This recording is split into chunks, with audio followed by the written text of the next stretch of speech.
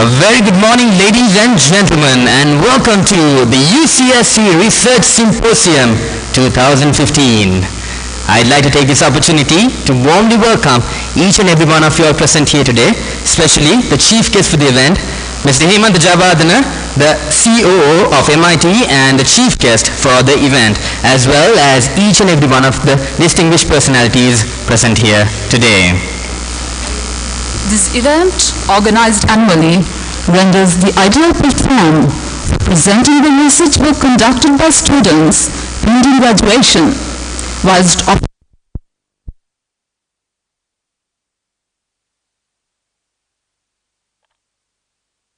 Research Symposium is organized by the undergraduates of UCSC, presently in their 4th years, under the guidance and purview of the lecturers of the University of Colombo School of Computing.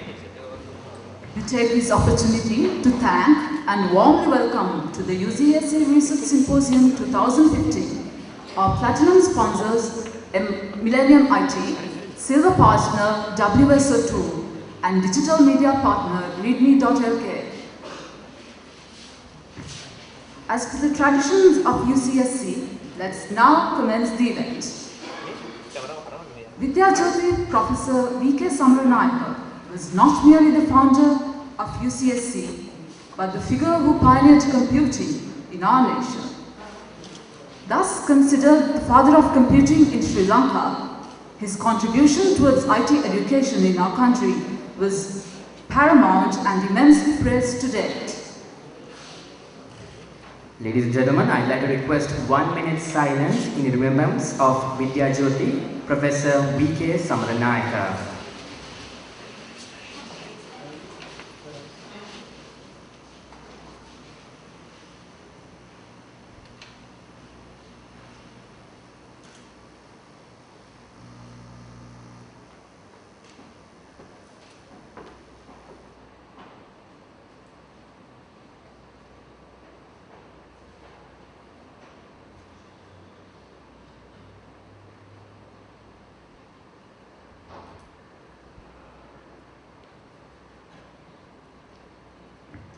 Thank you. I now cordially invite the Director of UCSC, Professor Gihan Vikramanayaka, to deliver the welcome speech.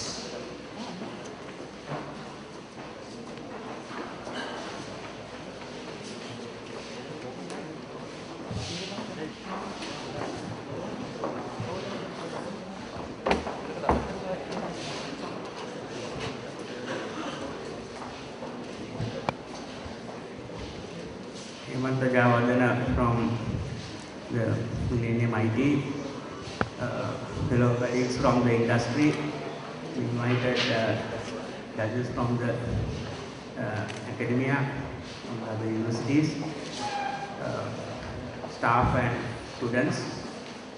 I warmly welcome all of you all for this 7th annual event of the UCSC, where we showcase some of the good work done by the final year students, the 4th year students of the UCSC.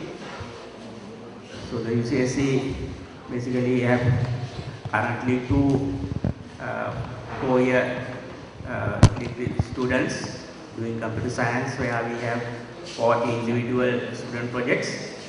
So some of them will be presented today, as well as we have 20 projects from the ICT batch, which are done as group projects. So some selected projects from that also will be presented. So we encourage students not only to do the research as part of the curriculum, we also encourage them to pitch that research at the international level by writing papers, publishing them. So we are happy to note that a lot of these projects get published internationally, and some of the projects actually end up with multiple publications. So at UCSC we usually have 60 to 70 publications every year, and most of them are contributed by these final year projects. So to encourage that as well as to recognize the achievements, we do have this event, which we are happy to host it for the 7th consecutive time. And I'm thankful for the industry coming up with the various sponsorships from the MIT as well as WSO2 to enable us to do it at this scale. So as we have already started the event a bit late, particularly the Dean Science who came had to go back because he had other activities. So one thing we need to get used to is to manage the time and come other start events as scheduled rather than delaying, because time is an important factor. So anyway, without further delaying, I'll hand it over to continue with today's proceedings. Thanks.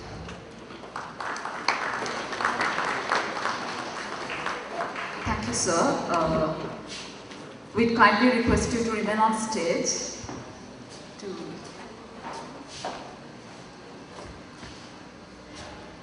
Ladies and gentlemen, continuing the agenda, I'd like to request the following distinguished invitees to commence the event in a traditional note.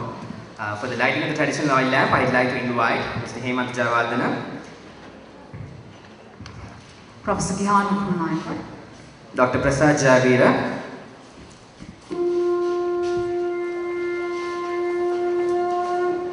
Dr. Siddharth Yenage, Dr. Ranga Rodrigo, Dr. Rasida Vitanamasam, representatives from Millennium IT, WSO2 and Ridley Dr. from the University of Columbus School of Computing, Dr. Uwan Singha, Dr. Ajay Tattuwarala, a representative from the alumni community of the University of Columbus School of Computing, and 2 representatives from the undergraduate community of the University of Colombo School of Computing for the lighting of the traditional oil lamp.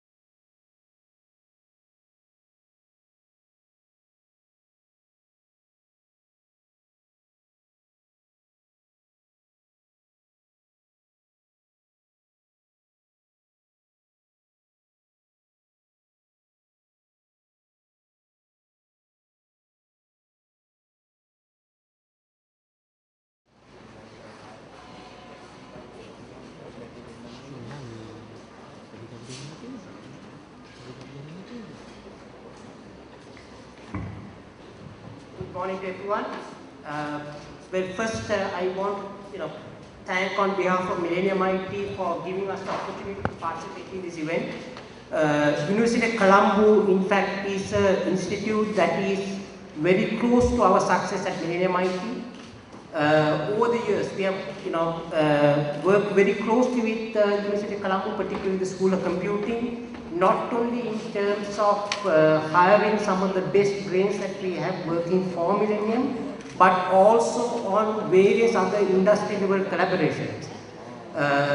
So, like I said, our association with the School of Computing at University of Colombo has a long history, a very productive history, and I'm sure it will go from strength to strength. So, on behalf of Millennium, I start by thanking the UCSC for giving us the opportunity to participate in this great event.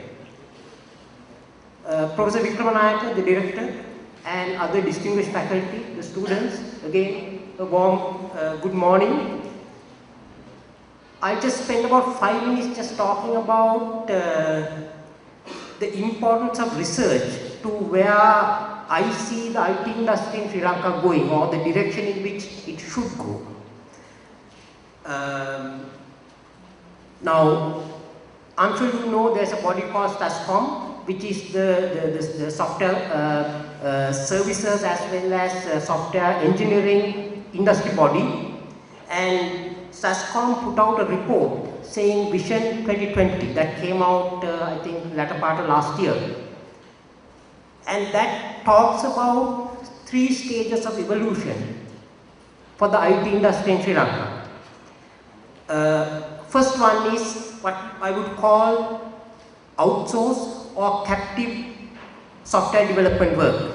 Now that's a very successful model in the world, particularly if you, I can just point to India as a very successful place that has done very well in terms of doing what is called captive development or outsourced development. That is typically characterized by outside party specifying what needs to get built, how it needs to get built, and then the actual building happening in a country like either India or Sri Lanka.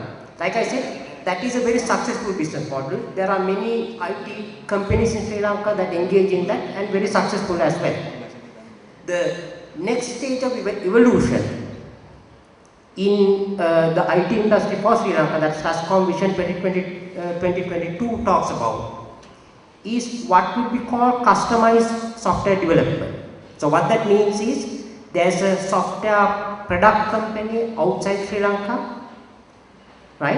And they would set up a development center here in Sri Lanka and get the development center in Sri Lanka to build, very customized software that the outside company in turn will sell to the rest of the world. That again is a successful model. There are already companies, IT companies in Sri Lanka that engage in that model quite successfully.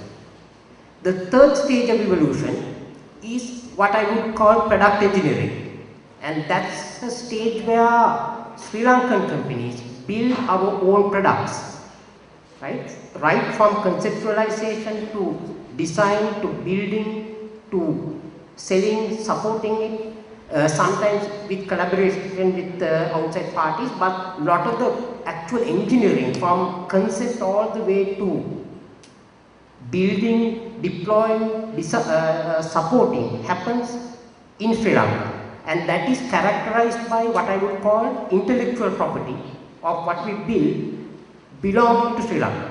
So that is the third stage of evolution that the STASCOM Vision 2022 talks about. And also as an industry body, what we have recognized is that given Sri Lanka's small size, in this region particularly, when you compare to other countries that produce a lot of computer engineering graduates, particularly India, now China has already overtaken India as well. Places like Philippines, Indonesia are coming up. I'm sure Bangladesh will not be far behind. If you look at all of those countries, they have advantages that we don't. One of the key ones is the size of the manpower. There's simply the fact that the population is so much bigger in those countries compared to Sri Lanka. So what that means is, for us, if we want to be successful, particularly in the captive or outsourced software business, which typically is characterized by large number of people, right? Large number of employees, because you do a lot of work for outside parties, then what we do here in Sri Lanka will have to be better than what those other bigger neighbors or competitors are able to offer. I mean, I call that India plus one. If we want to be successful in that, we have to be India plus one. We can't be equal to India. I think again, as SASCOM as a body has recognized that, and are taking action in terms of bringing our level of services that we provide for that captive and outsourced software segment above what a country like India can produce. That's the only way we can establish a niche market and be successful in that. To some extent, that same thing applies for the customized software development as well. In that, again, given that a lot of the conceptualization design happens outside, and what we do in a country like Sri Lanka would be mainly the development, testing, and then shipping the software out to the parent company. To some extent, again, if we want to be really successful, we have to be an India plus one in that as well. It's not that we can't do it. I think there are, like I said, there are companies here in Sri Lanka who engage in those two models quite successfully. But the challenge to them is going to be, they will always have to be an India plus one.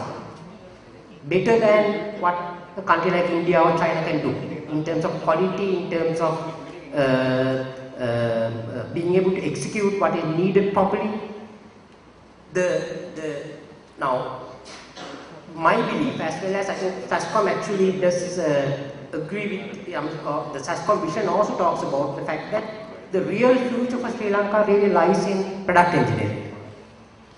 And that doesn't require the same kind of, tens of thousands of manpower that the other two would need, particularly the services business or the outsourced software business would need. I mean, if you look at the IT graduates coming out of all the universities in Sri Lanka, it's just a few thousand at best. Whereas if you take a big outsourced company in India, for example, like Tata, I think they hire something like 20,000-30,000 per year. Just one company. So we can't be in that game. We don't have any advantage to be playing in that game. That's why we have to be different, and that's why SASCOM as a body also recognizes that we have to shift focus towards more product engineering focus in Sri Lanka if we want to be successful. Now, what do you really need for product engineering? So obviously you need research. If you don't do research, you can't build successful products. And building a successful product to begin with is one thing, but it's even harder to continue to be successful, because you will have competitors around the world. They don't stand still doing nothing, right? So if we want to be at that cutting edge, we have to continue to innovate, right? Continue to do what we at Millennium call creative destruction. That is, creatively destruct what you currently have as a matter of routine, so that you come up with something better that will replace the previous stuff.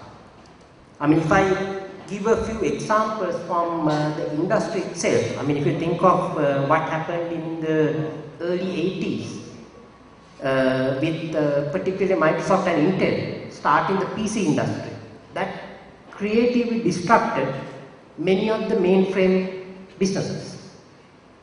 Right? Similarly, if you take, say, a company like Apple, for example, right, with what they did with their iPhones and even some of the prior products, in a systematic manner, I would say they creatively disrupted the leading players in that particular market segment in terms of mobile phones. And not only did they stop there, but they continue to creatively disrupt their own products. That's why I said you can't, I mean, it's hard to build a successful product, but it's a lot harder to continue to keep it successful. But that is what it would take if you want to be if you want to build a good product engineering industry in Sri Lanka for the IT sector. I think it's doable. It's definitely doable. I mean, you can see, I actually see this. I see the IT industry evolving in Sri Lanka, where more and more companies are recognizing the need for them to create a niche and a competitive advantage in the world by building unique products. Millennium in fact has been in that game since 1996, and that is all that we do really. But I'm actually happy to see a lot of other companies also doing that. Now, again, going back to research, it's important that if we want to really be successful in that creatively destructive or creatively destructing the current products and creating products that will really make a name for Sri Lanka as a product engineering excellence center, doing research at the university level as well as doing research even at workplace is going to be very critical. I mean, some people actually ask the question, okay, so I do my research for my final year project, right? But when I actually join the workplace, do I really get to do any research? Am I going to be just doing a simple, coding job, for example? Right? That is changing. That is changing because, like I said, the industry has recognized, the IT industry in Sri Lanka has recognized that if we are to be successful, we need to be in that high-end product engineering game as opposed to just the numbers game, which is what outsourcing is. So given that the industry itself is changing, the opportunities for you undergrads to continue to do research-oriented work at workplaces are actually increasing. So that I think is a very good thing. So my message to the undergrads is, don't think of the research that you do as something that finishes when you graduate. Right? You have to be willing. Research is really about trying to do something new. And that is what the industry needs. And you need to, when you join the industry in whatever capacity, or even for that matter, even a university back as an academic, right? Again, my advice to you would be to don that creative disruption mantle and think of how am I going to do something different. And that's what the industry needs today. So, thank you again for allowing Millennium to participate in this event. Like I said earlier, our relationship with UCSC has been a long and productive one, and I'm sure it will continue to grow in years to come. Thank you.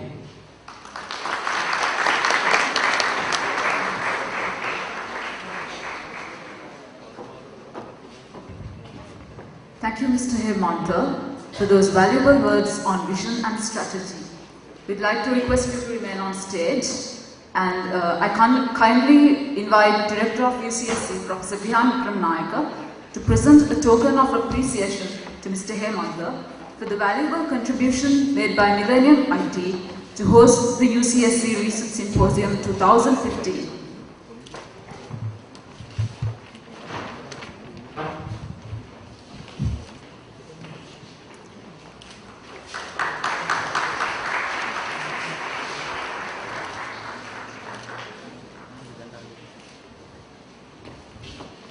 Thank you.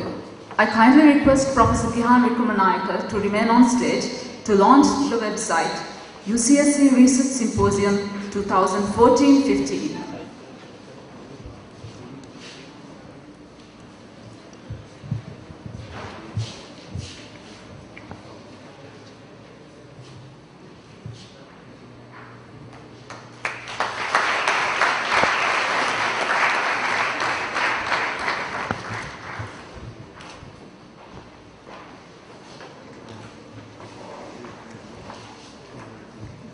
Ladies and gentlemen, the launching of the UCSC Research Symposium 2015 official website. You can access the website at symposium.ucsc.lk. Ladies and gentlemen, it's noteworthy to mention that for the very first time in the history of the UCSC Research Symposium, a live web stream can also be accessed at the UCSC Research Symposium website, that is symposium.ucsc.lk. And to those of you all who are addicted to Twitter, you can use the hashtag UCSCRS hashtag, and you can make sure that your tweet appears on the screen on your right hand side. So ladies and gentlemen, you know the hashtag, you know the website. We can now commence the official proceedings of the UCSC Research Symposium 2015.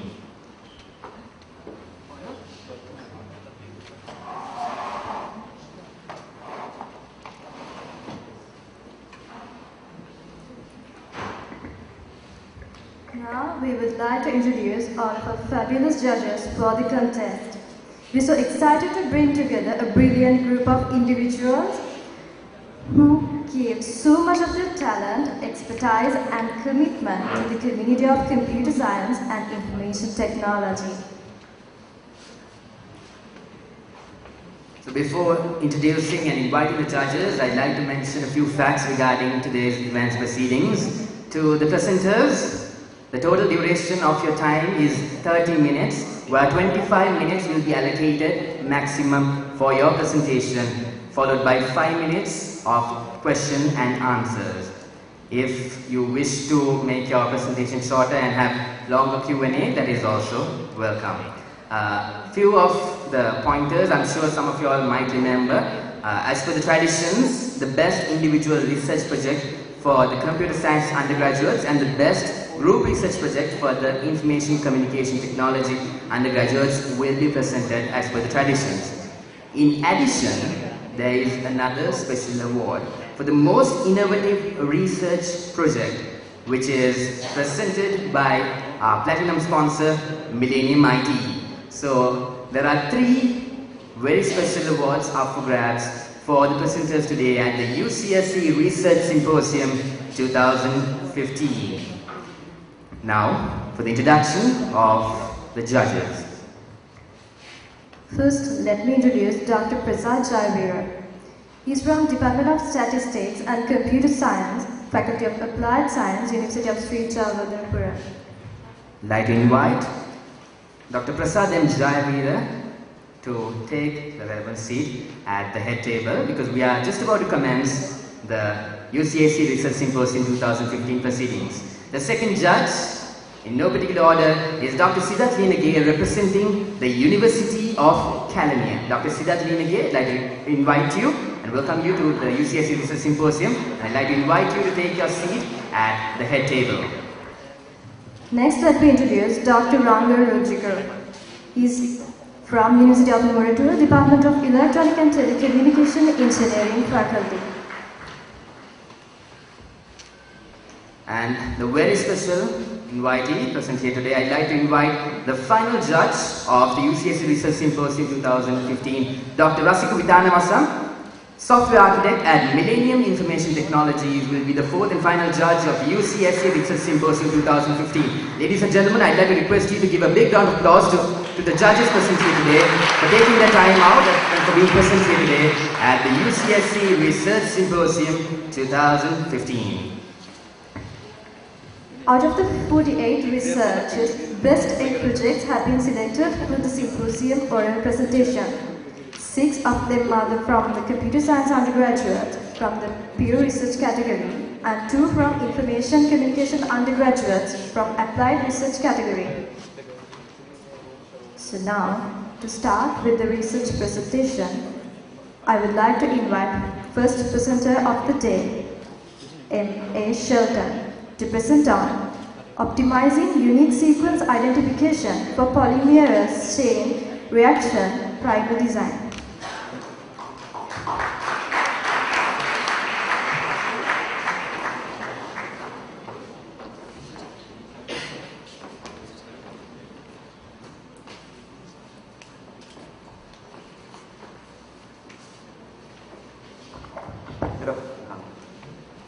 Good morning.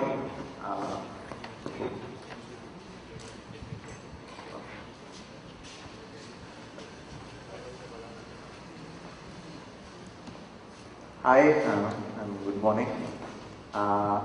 My research project is about optimizing unique sequence identification for polymerase chain reaction.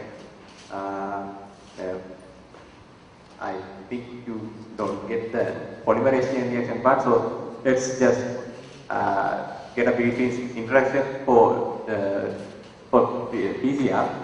Polymerase chain reaction is a biological, biochemical reaction that amplifies regions of DNA. So it is just a reaction that biologists use to separate target areas of long DNA sequences. So my research project is to do the computational part that's needed for the this reaction to take place, because they need to find unique regions of DNA strands.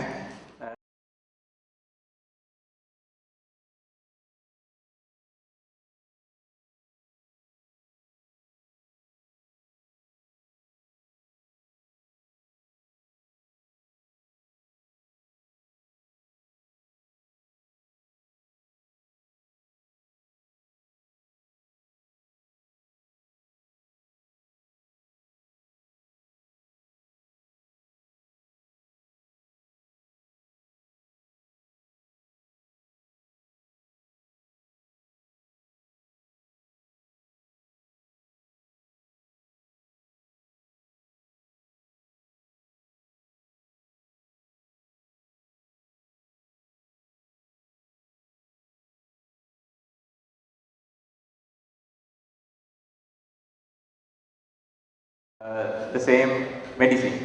So if they are attacking a certain strain, they can be sure it would work on that particular person. For that, they need to separate the viruses. So the PCR is used for that. So I am not going into the details of PCR because I don't think any of you are from a biological background, but I will give you a brief introduction. So the unique part is needed here, right here. This one and this one. There are two parts that we need to make, and we need to suggest a unique sequences for both these parts, a reverse primer and a forward primer. Both of these parts should be unique in the whole set of DNA strands that are using. Say for the dengue example that I told you about, there are 4 viruses. So you have 4 genomes from the 4 viruses. So there are 4 strands, and you have to find unique parts for each of these 4 viruses that are not appearing in any of the other 3. If you take one, if you say that one part is unique, that part should not be appearing anywhere else in the other 3 or itself. So this is not that much of a problem for smaller inputs, but as the input size gets bigger, this becomes a huge problem, because the amount of time and memory that is needed to run this system takes a lot of it's resource intensive. So my problem is summarized here, and given a set of, as I said earlier, given a set of DNA sequences, find the suitable subsequences for the primer that are unique, and primers must be unique, and primers, the size of the primers is 30 bases, and the primer size is determined. Actually, it's from the biological side of things. They say that the primer size can't be more than 30 bases, and the search string size is it's nearly 35 GB for 10 humans. If you are searching in for 10 humans separately. So this is just to give you an idea of how big the input size would be. So manual searching for these have been proven hard. So let's see how people have done this answer this problem before. The main algorithm that was suggested for these problems is a general algorithm that can find the unique sequences of any length. Now here we need to find unique sequences up to 30. I mean, the primal size is 30, the maximum size is 30, so then our unique size is actually 30, 29, 28 and so on. So suffix array sorting can search arbitrary length unique sequences, and the naive algorithm takes n squared log n time complexity, and the memory usage is 5n. The n here is in bytes when the input size, single input base takes 1 byte. And there has been a previous research from Manzini and Karangina that has also the same theoretical memory usage and the time complexity, but it changes in practical. And Kraken and Burkhardt, they have reduced it to n log n and 5n again in memory usage. So others have gone for linear time complexities. These have this was I think in 1997. But as you can see, as they have gone for lesser time, they have increased the space that's been taken. So, well, there is another research from J.J. Vasily, and he has been using another system other than suffix array sorting, that is to use a hash table with conflict resolution, and that has proven to use 8.5n bytes. And there is another alternative that from NCBI they have been using BLASTn to do this. I think most of you who have done biological computation are familiar with BLAST, and this is the modified version of BLAST for doing this kind of work. So that takes 1.5n bytes of memory, but it's very slow. I tried to give it 350 sequences. It took about 2 minutes for that 350 sequences.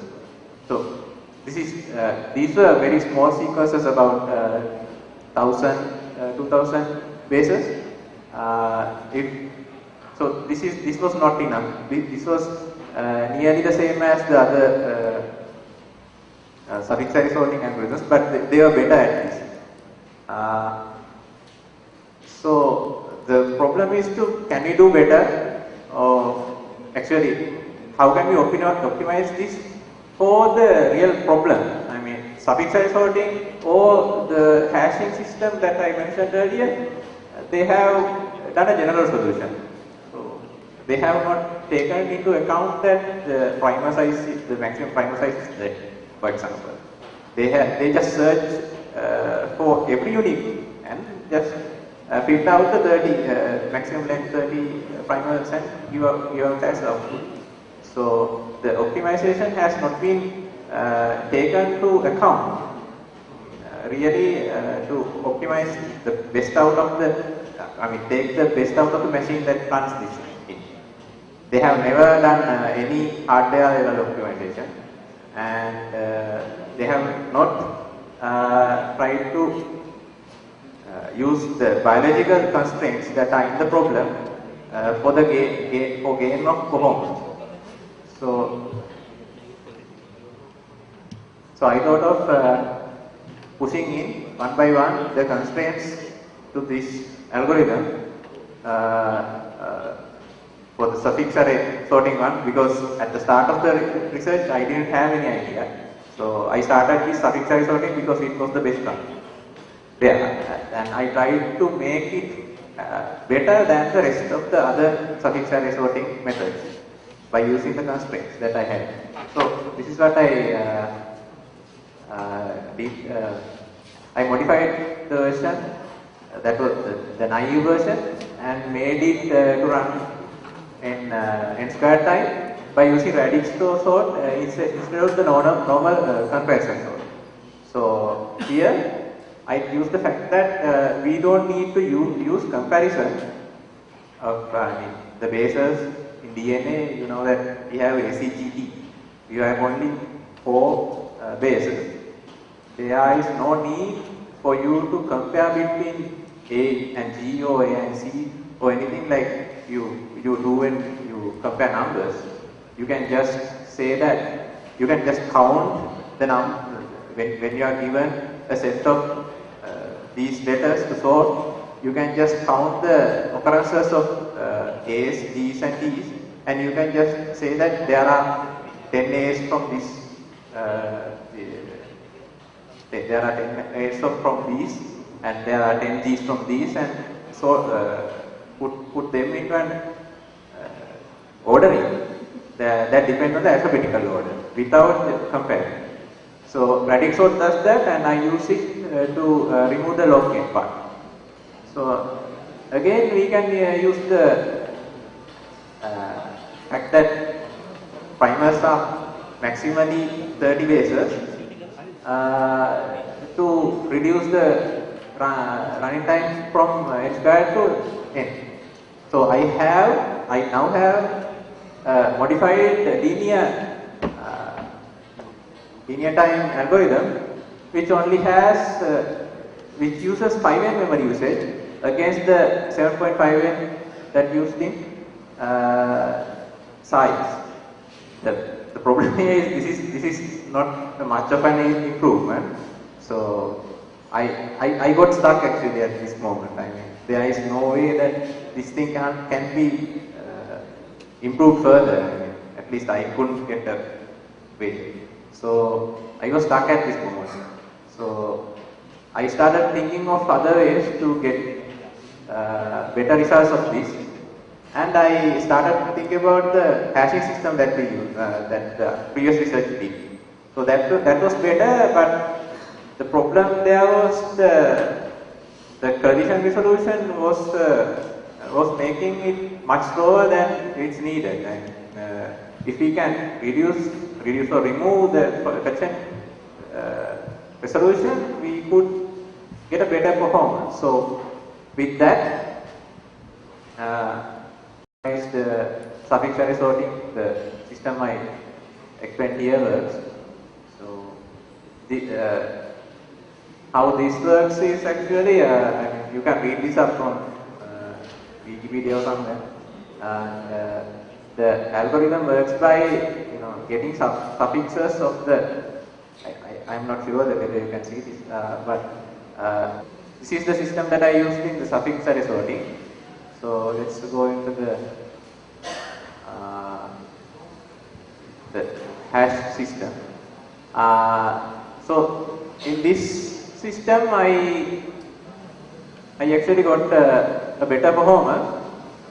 Here I could reduce the memory usage for 1.5n. So this is a huge improvement when compared with the suffix array sorting where we had 5n. The 5n fact is that when using suffix array sorting must have an index.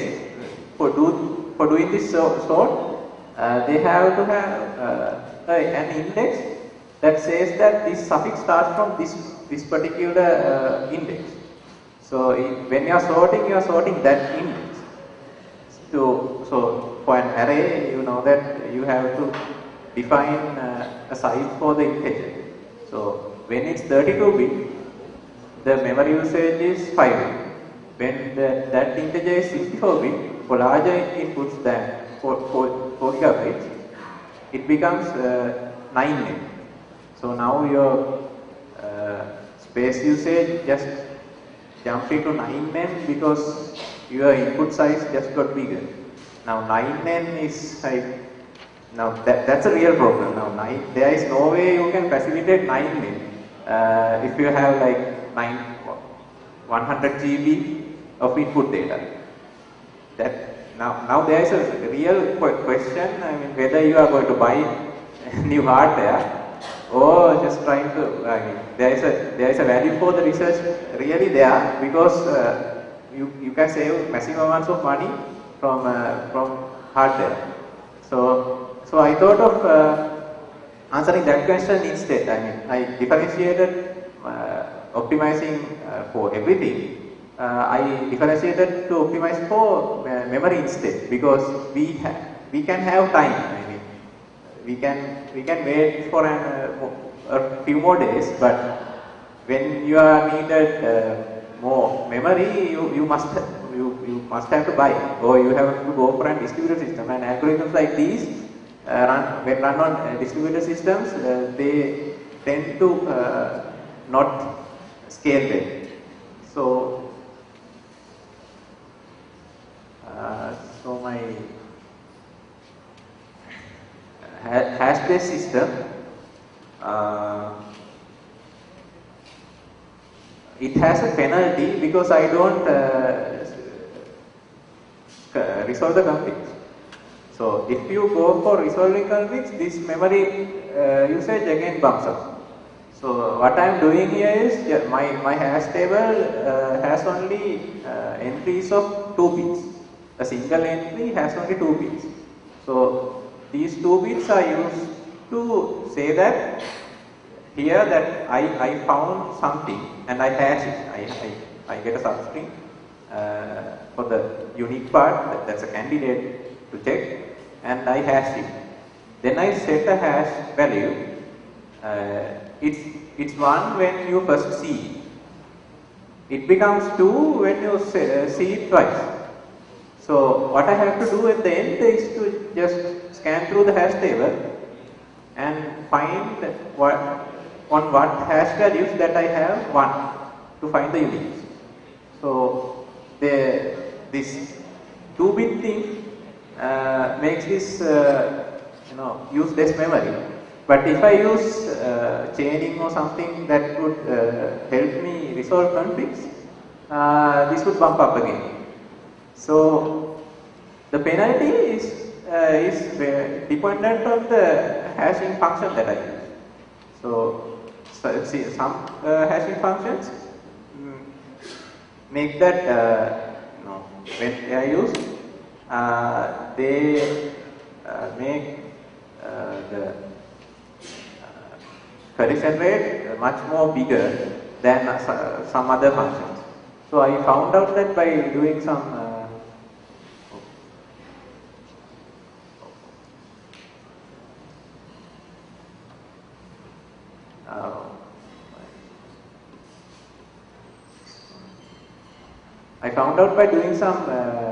tests that CRC perform very well.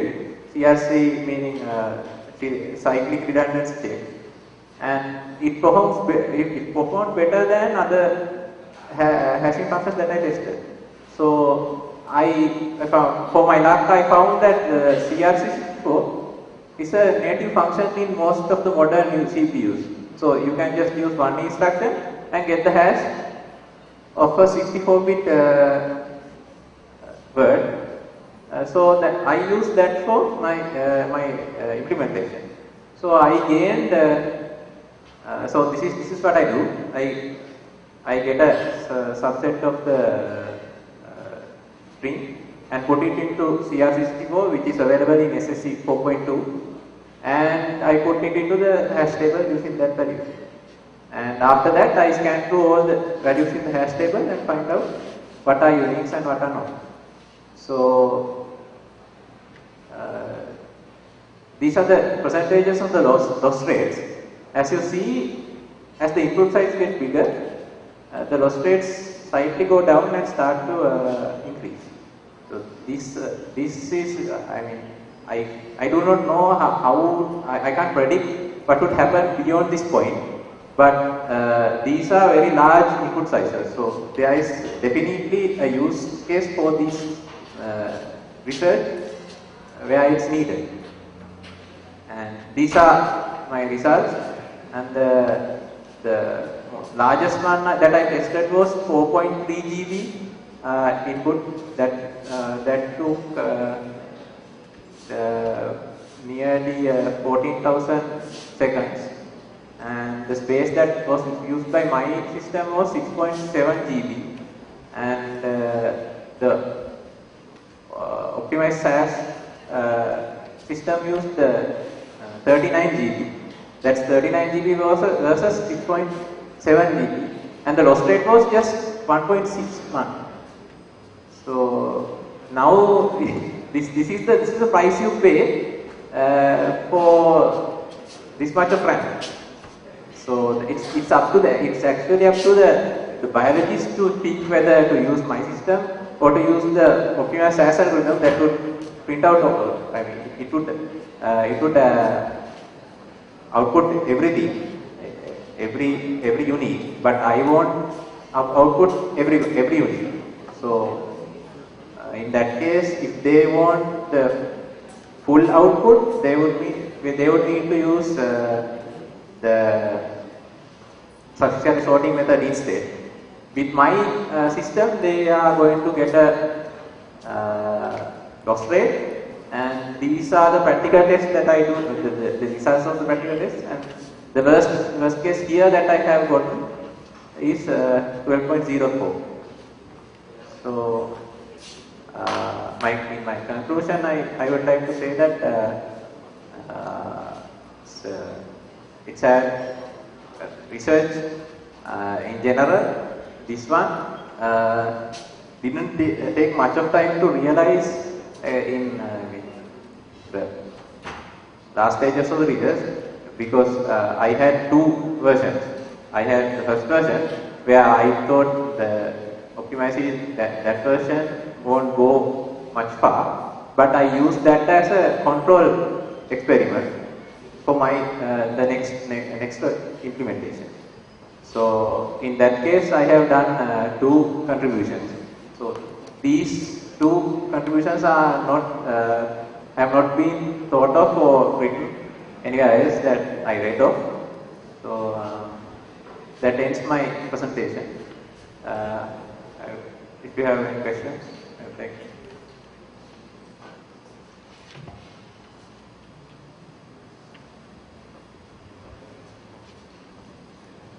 So you have tested for all these data sets? Yes. So have you seen any publications for these standard data sets? Yes, these are all publicly available.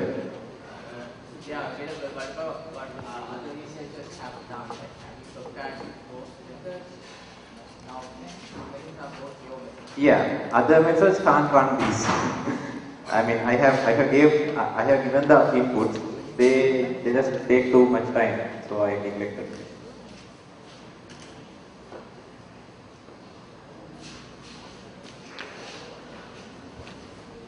So, what's the reason for observing fluctuations in loss rate when your sample size is small? Yeah.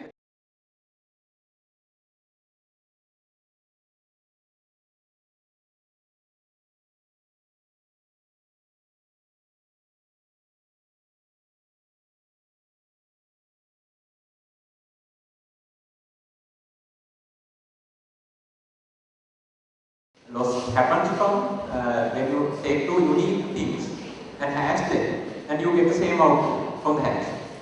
So this is entirely dependent. This is really dependent on CRC. So if you use the better one, you can reduce it, but you can't remove it. That's really important here. Okay, you have to decide whether you are going to save on memory or you are going to use one-to-one mapping without the hash. If you are going to use the one-to-one mapping, you have to use more.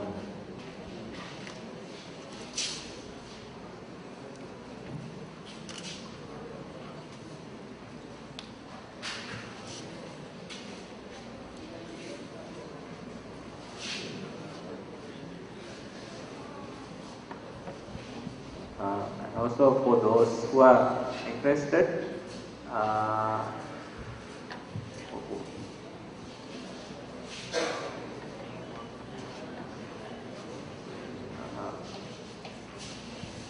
this is also the question you asked for.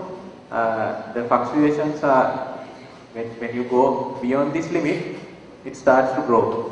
Then you can't really do anything about it. This is 2 to the power 35 input size.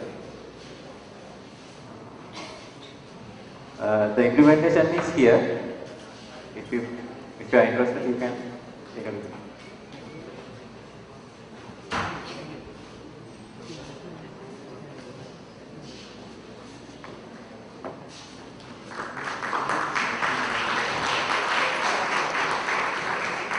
Thank you. Now I warmly welcome the second presenter for the day, Mr. W.O.K.A.S. Vijay to present his research titled Machine Learning Based Approach for Disease Diagnosis of the Human Retina.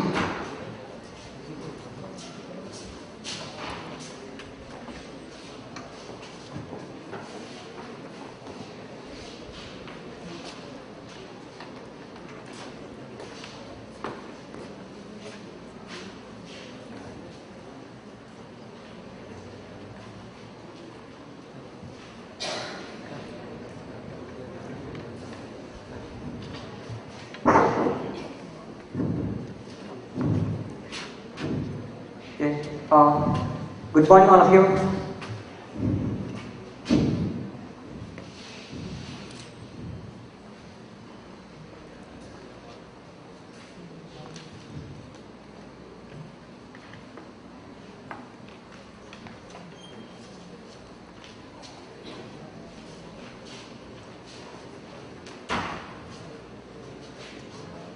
Okay, so let's start.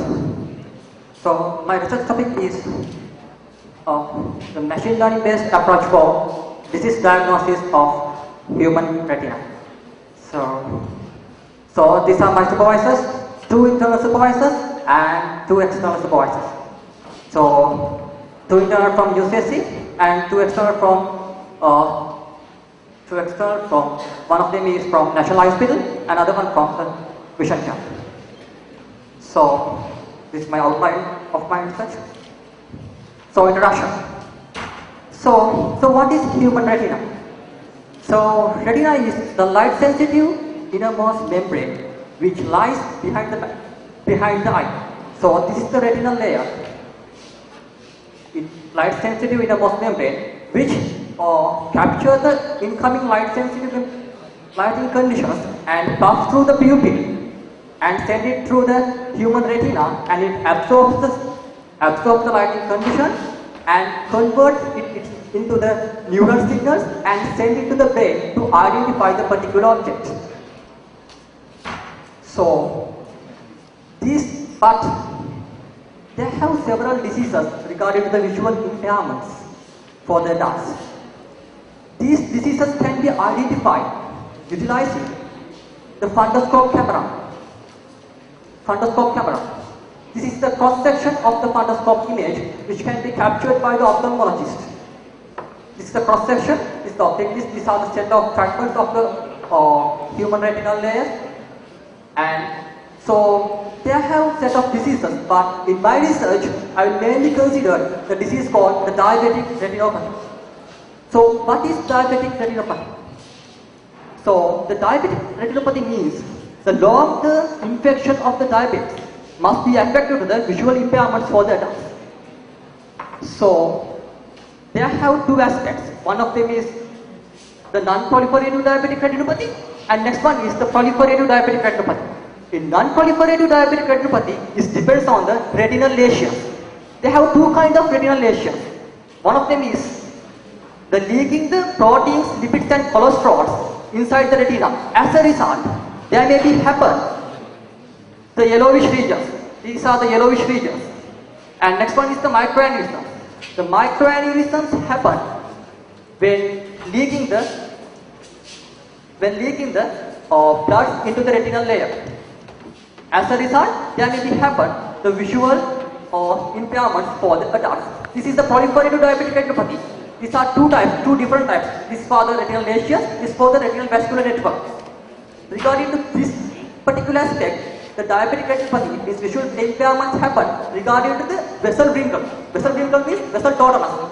It means changing the abnormal vessels. So, the motivation. So, why I did this research?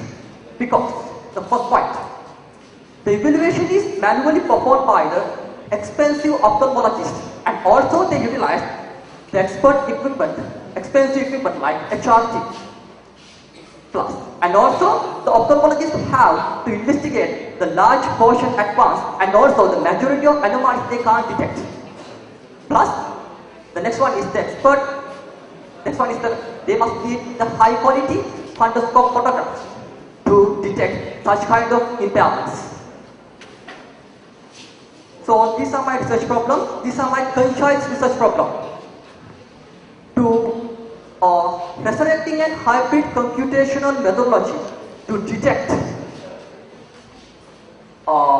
set of retinal lesions and classifying their severity, called in the NPDR approach, microaneurysm, convergence and exudate regions. The next one is I developed two prototypes.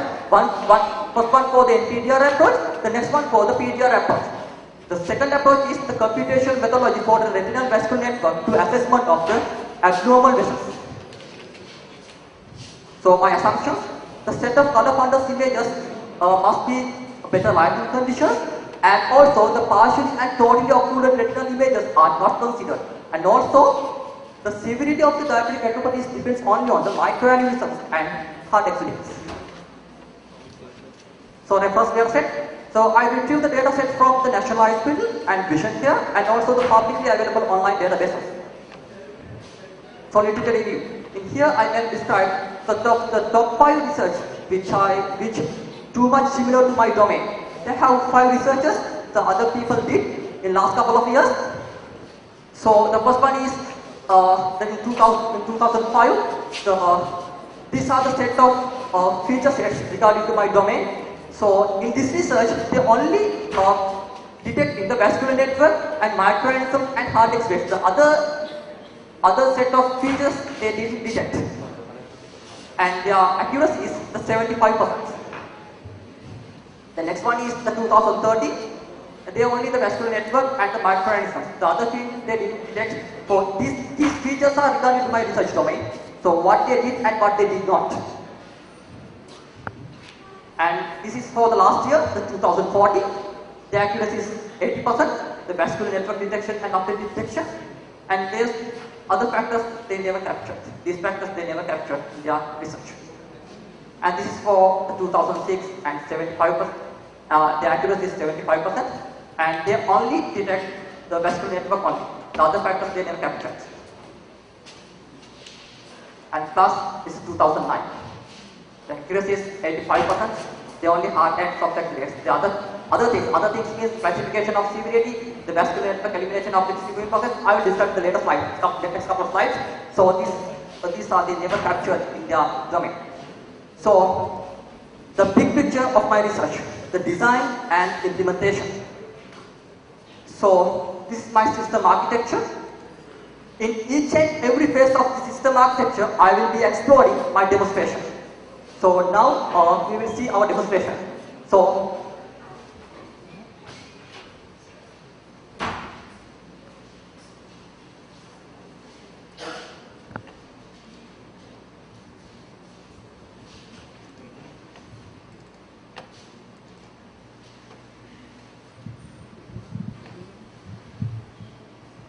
here, capture the retinal layer into the system.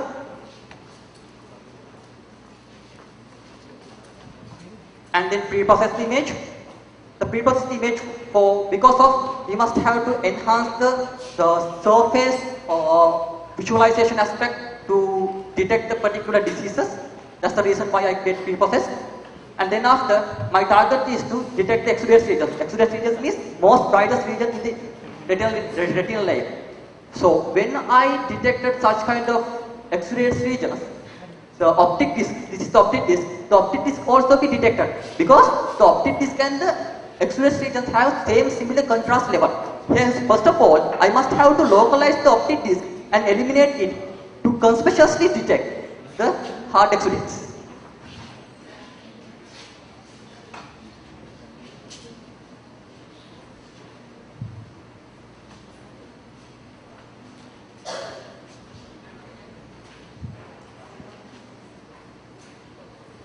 Here. So, in this image, first of all, localize the optic disc and eliminate it to detect the hard X-rays. In here, after the pre-processing stage, I will apply adaptive K-means clustering algorithm. So, why I utilize adaptive K-means clustering algorithm? Because it depends on the conventional K-means clustering algorithm. But I never utilize the conventional K-means clustering algorithm. Because of why? Because in this domain, the retinal layers are dynamic. It means patient to patient change. Regarding the set of data set, I can't identify unique statistical scalar. That's the reason why I utilize the adaptive K-means clustering for the segmentation approach. After the segmentation approach, we can detect the set of X-ray regions in the yellowish. It means the most brightest regions of the domain.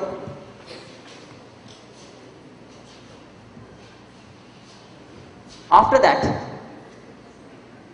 to detect the microaneurysms. To detect the microaneurysm means the red blood clots. To detect the red blood clots. To detect the, it means the red blood clots. The red blood clots and the vascular network have similar contrast level. Hence, I must have to localize the vessel network first and eliminate it to detect this set of diseases.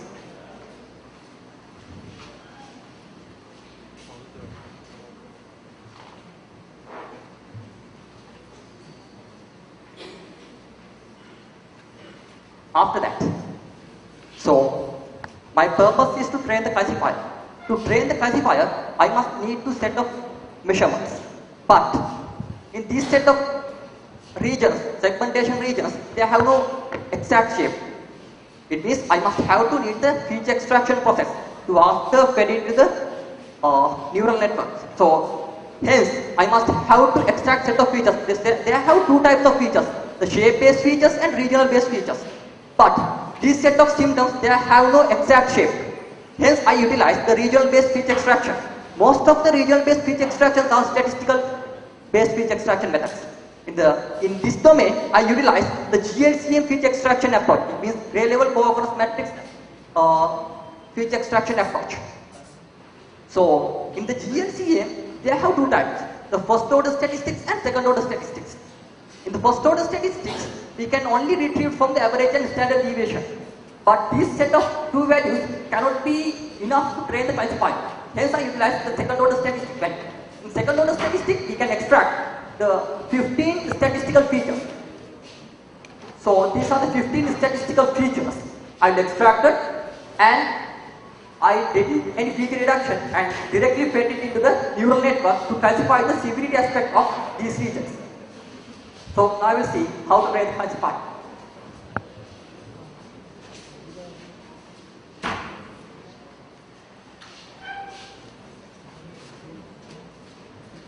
This is the train the classifier to predict the severity aspect.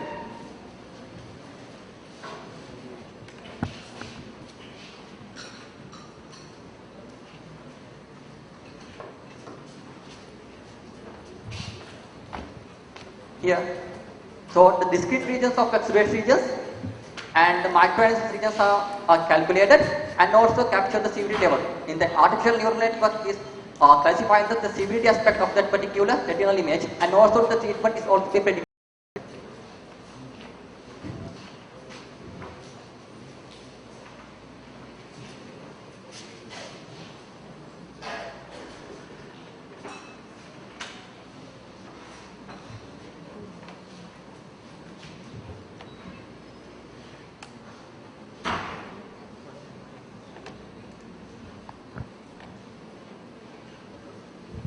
So evaluation. In the evaluation of the inferior approach, so it mainly depends on the performance of the artificial neural network. To evaluate the artificial neural network, I will get the training data set. I have 140 data set and split into the three sections. First one for the training data set, validation and testing. the 70% of data set, 140, 70% means 98 samples are utilized for the training, the classifier and validation for the 21 samples and testing for the another 21 samples. Utilizing this, I obtain the contingency matrix. In regard to this contingency matrix, they have three phases: the testing phase, validation, and training phase. I will calculate for each of phases. So, how many items are correctly classified, which are highlighting is the green region, and red region is how many items are misclassified. So, utilizing this contingency matrix, I calculate a set of statistical measurements called the pressure, we call F measure and accuracy. Regarding to these set of measurements, we can obtain, when we consider all set of measurements, the results we can obtain exceeds 94% accuracy, we call F measure and precision. So, next one is the evaluation process. So, analyzing the rock curves. So, in the rock curves, why do you utilize the rock curves? Because of the area on the curve. So, because of the data set which we assign to each class is imbalanced. Regarding to the imbalanced data set, it is too much robust method than the accuracy. That's the reason why I analyze the receiver operator characteristics. So, regarding to that, I must have to calculate the area on the curve. So, area on the curve, regarding to this visualization, I will plot each phase. I will plot the data set for each phase and calculate the rock curves. Regarding to this set of images, the all rock curves, their area under curve is approximately equivalent to the 1. Hence, it means we can get the very accurate, fairly better results regarding to this set of evaluation process. The next one is the analyzing the error histogram of the artificial neural network. So, regarding to the analysis of the error histogram, so here we must have to consider two conditions regarding to the error histogram. So, if this error histogram must be varies in the bell curve plus the peak error at the zero level. So, if the peak level at the zero level and it deserves the bell curve, it means it's the healthy network. So, regarding to the error histogram, we can generalize that particular network is healthy or not. Regarding to this aspect, it's a healthy network because of the peak error at the zero level and also it deserves the bell curve. The next one is the next one is the evaluating the generalization capability of that. The evaluating process, the generalization capability of that. In here, my target was the identification of the future predictions of the data set. The future prediction. How has happened the future prediction? I must have to plot the validation set, training and testing data set. So regarding to that, my target was to identify the minimum mean square. This is the minimum mean square in the validation data set. Then after, I must have to observe what does happen after this point to the training and testing data set. The red curve and blue curve is respectively represent the training and testing data set. After this point, the training and testing data set, their mean square is still degrading. Still degrading means in the future data set, when we classify the artificial neural network, the future data set, their errors will be still degrading means we can get fairly better at results. And the next one is for the user level evaluation. In the user level evaluation, I will cross-check my data set. I will cross-check the reevaluate of the data set we obtained from the vision jam. So in here, I utilize the 42 images and the 42 images from the, I will utilize the service from the vision jam, and also this is the vision jam and the user level evaluation of the severity of the diabetic retinopathy. Here is the contingency matrix. Here the vertical aspect is represent the number of manually classified data sets by the vision ophthalmologist, and also the horizontal represented by my system predictions. Regarding to that, the diagonal representing means the numbers representing the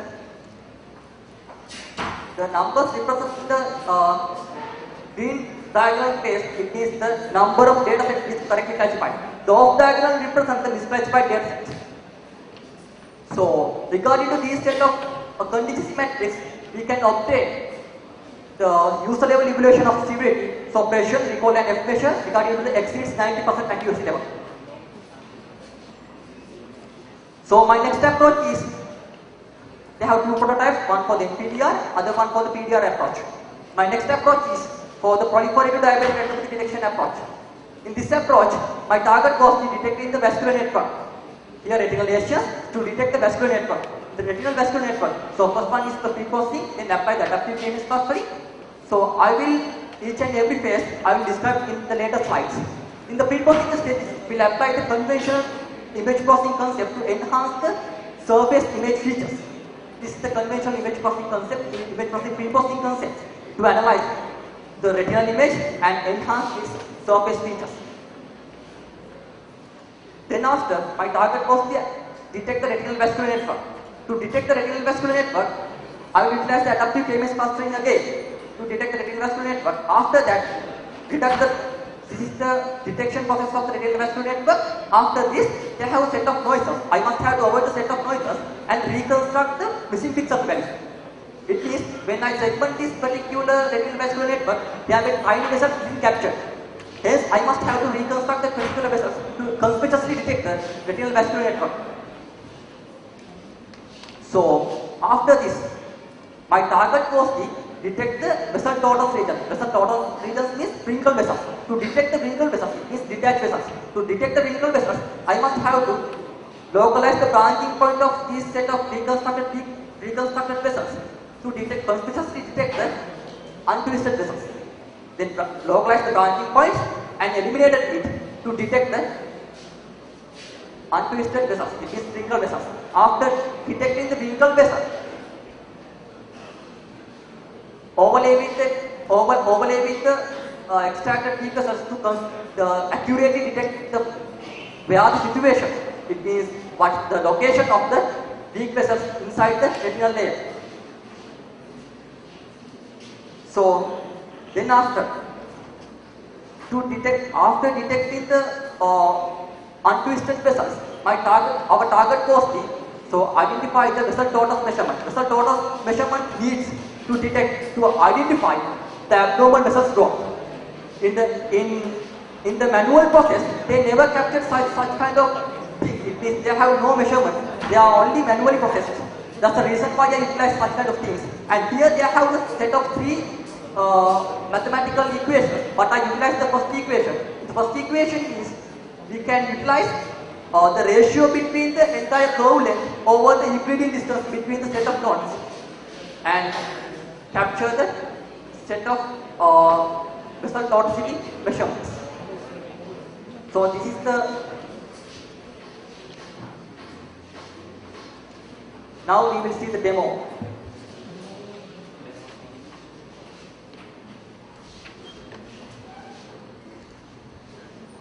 Here, capture the retinal image into the system.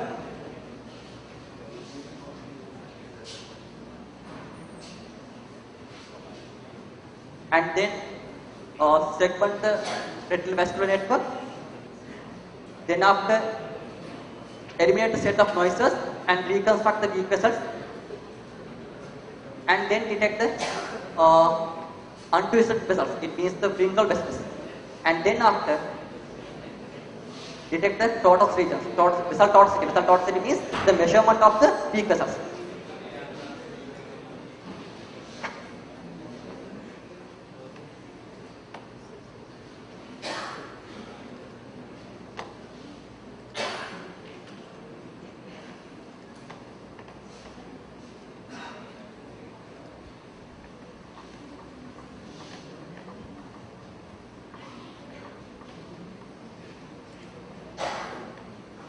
So evaluation process.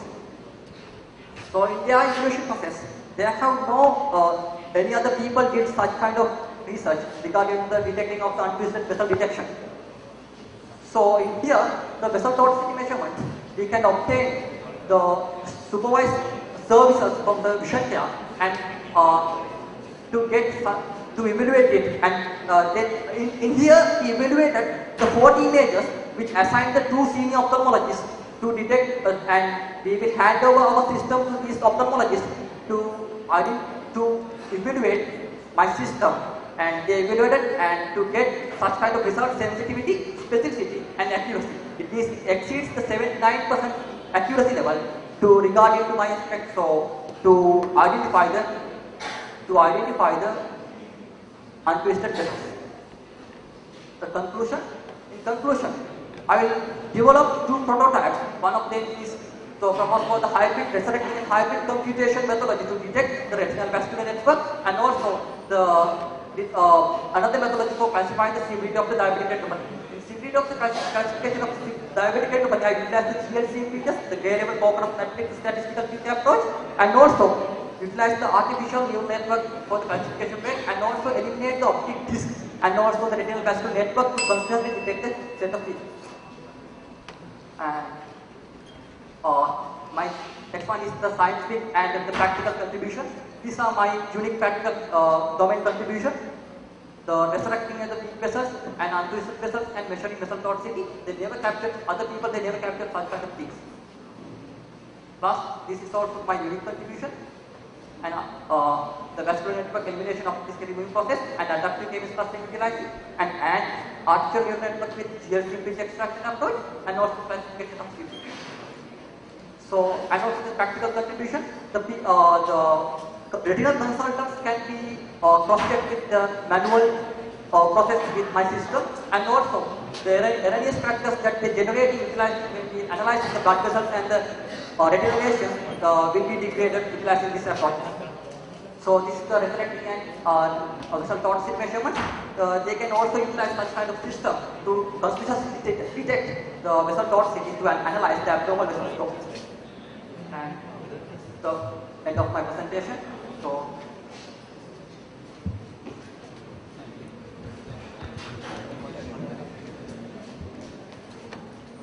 the retina images of different individuals look different, right? So now for different people, you have to retrain the model. right. You will have to retrain the model for different people. And so, like, at what point do you start that? Like, you have to do all the pre-processing steps, or can you adapt this model and then after that, how do you handle different people? Non-stationary is all non-stationary in machine, right? So how do you handle that? So I utilize set of three kind of neural machine learning concepts. It is the SVM and also the artificial neural network and also the navigation. Regarding the SVM navigation, I cannot identify the accurate results. It means exceeds 60%. We can't still get the exceeds 60% because of they have set of I will extract the set of features. They have a set of continuous fixed set. And plus also set up the continuous data set, and also they have high tolerance noisy data. So regarding the statistical feature set, that's the reason why I utilize the artificial neural network. When a new patient comes, you have to retrain the whole neural network, right? So how long does it take to train the network? How long does it take for you to train the neural network? How long? Like how many costs? Like how long does it take to train? To train the entire network. So at least get 2 minutes or 3 minutes. I have two questions. One is in your multiplayer perceptron, when the validation error increases, why doesn't the testing error increase? Second one is, as I understood, your first neural network is a binary classifier. Then why do you have 9 cells in the confusion matrices? 9. It's confusion matrix. Yeah. Two questions.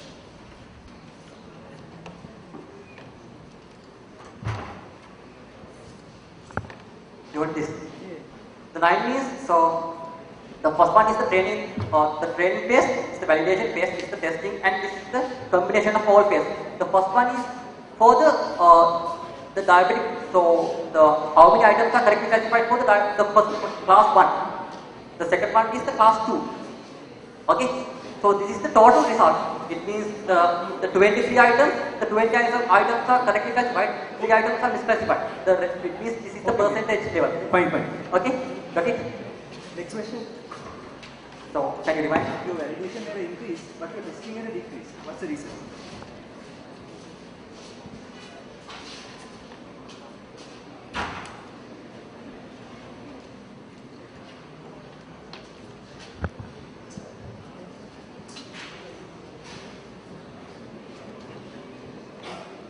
This one. It means this is the validation curve. This is the red one is the testing and the training. Yeah, I expect the testing error also increase. But testing is decreasing. I expect it to increase. Sorry? Why is it increase? If the validation increased, testing should also increase. The testing in the testing data set is also declared. It means our target is to minimize the mean square error. So in here, my target was to identify the minimum error rate of the validation data set. It means the initial step of the overfitting. After the initial step of the overfitting, we must have to observe the training and testing curve. Regarding to this perspective, if the testing and training data set is declared the mean squared error value further, it means in the future results will be fine.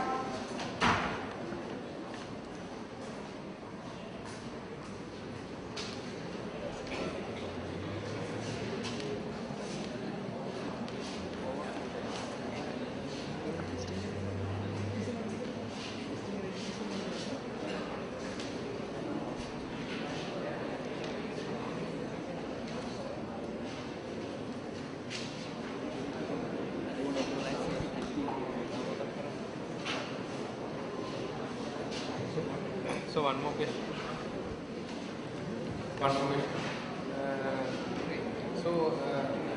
Is this a generalized model that can be used in any part of the world? Sorry? Is this a generalized model that can be used in any part of the world? So I am asking them. So he asked the same question in different way. This is a generalized model. Because you said the retinal layer is very unique from person to person. You asked, is the generalized model or not? Yeah. It's a generalized model. We can utilize in the each patient. We can also utilize the multiple set of data sets and also get the same results. Classify the severity level.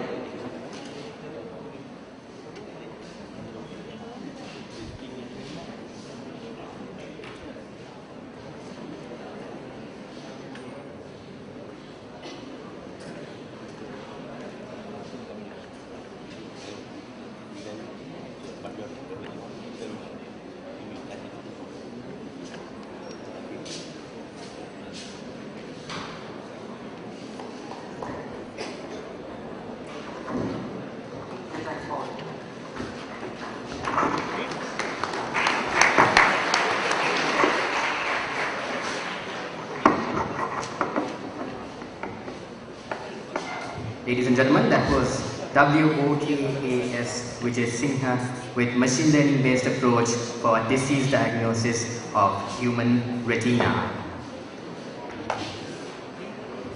Ladies and gentlemen, we are now moving on to an entertainment item, but before that we have a few words to our lovely sponsors. Millennium IT is a leading innovative trading technology business. Millennium IT systems are used by exchange businesses around the world, including London Stock Exchange, Borsa Italiana, Oslo Børs, Turquoise, ICAP, the London Metal Exchange, Johannesburg Stock Exchange, and a series of emerging market exchanges. Millennium IT's suite of capital market products include Millennium Exchange, the trading platform, Millennium SOR, the smart order router, Millennium Market Data, the multi-market market data dissemination, Millennium Surveillance, the market surveillance and regulated compliance, Millennium Post-Trade, the clearing and settlement, and Millennium Gateway, single trading interface. These products cater to trading multiple asset classes, including equities, derivatives, debt, commodities, forex, structured products, and exchange-traded funds. Founded in 1996 and headquartered in Colombo, Sri Lanka, Millennium IT was acquired by the international diversified exchange business London Stock Exchange Group in October 2009. We once again thank Millennium IT for coming on board as the platinum sponsor of the UCSC Research Symposium 2015.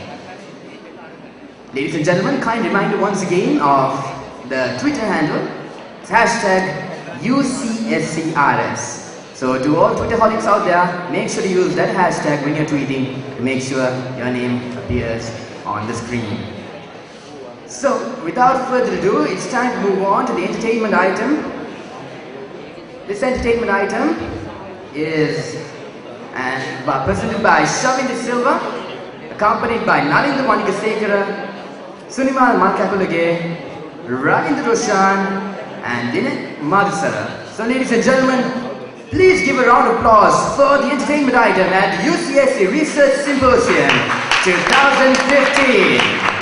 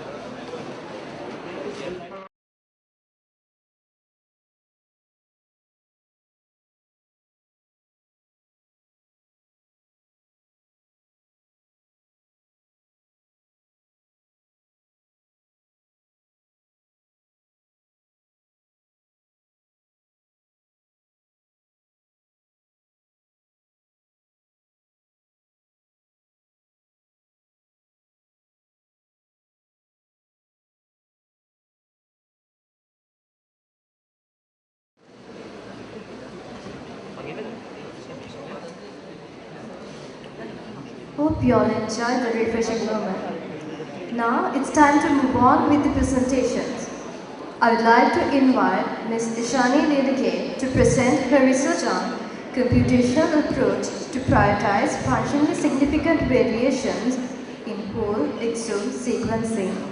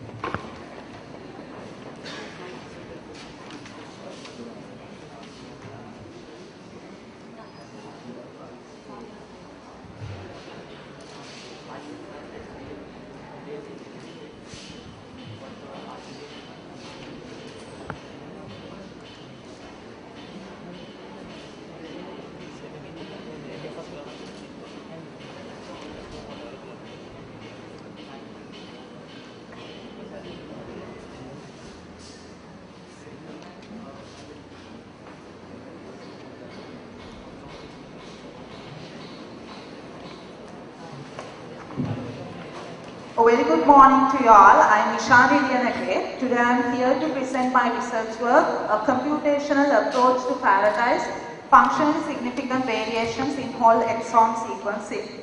So this research was supervised by Mrs. Rupika Vijayasinghe and Dr. Ruwan Veerasinghe and Dr. Lakshmi Samaranayake. Okay, so this is the basic outline that I am going to follow throughout my presentation today. Let me start with your body, the human genome. The human genome can be defined as a set of instructions and genetic information for human life. Now, these genetic instructions are encoded in what is called DNA.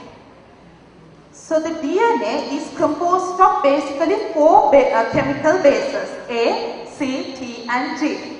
Now, these DNA bases pair up with each other, that is A with T and C with G. Likewise, the human genome is composed of 3.2 billions of such base pairs. So, a variation at a single base pair is called a SNP. We call them single nucleotide polymorphisms. So, when the body makes new cells, it does not make many mistakes.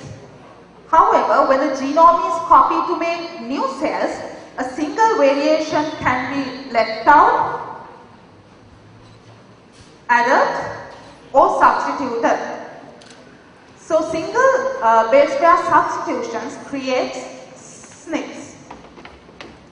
So these SNPs make you different from everyone else on the planet. So meaning these SNPs can cause differences in your physical appearances. So others can affect how you develop disease conditions and how you respond to drugs. But however, most of the SNPs seems to be no observable differences between people at all. So when you take your body, the total number of SNPs exceeds 12 million.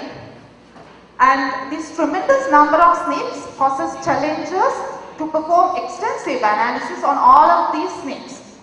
So this process is very time consuming and expensive too.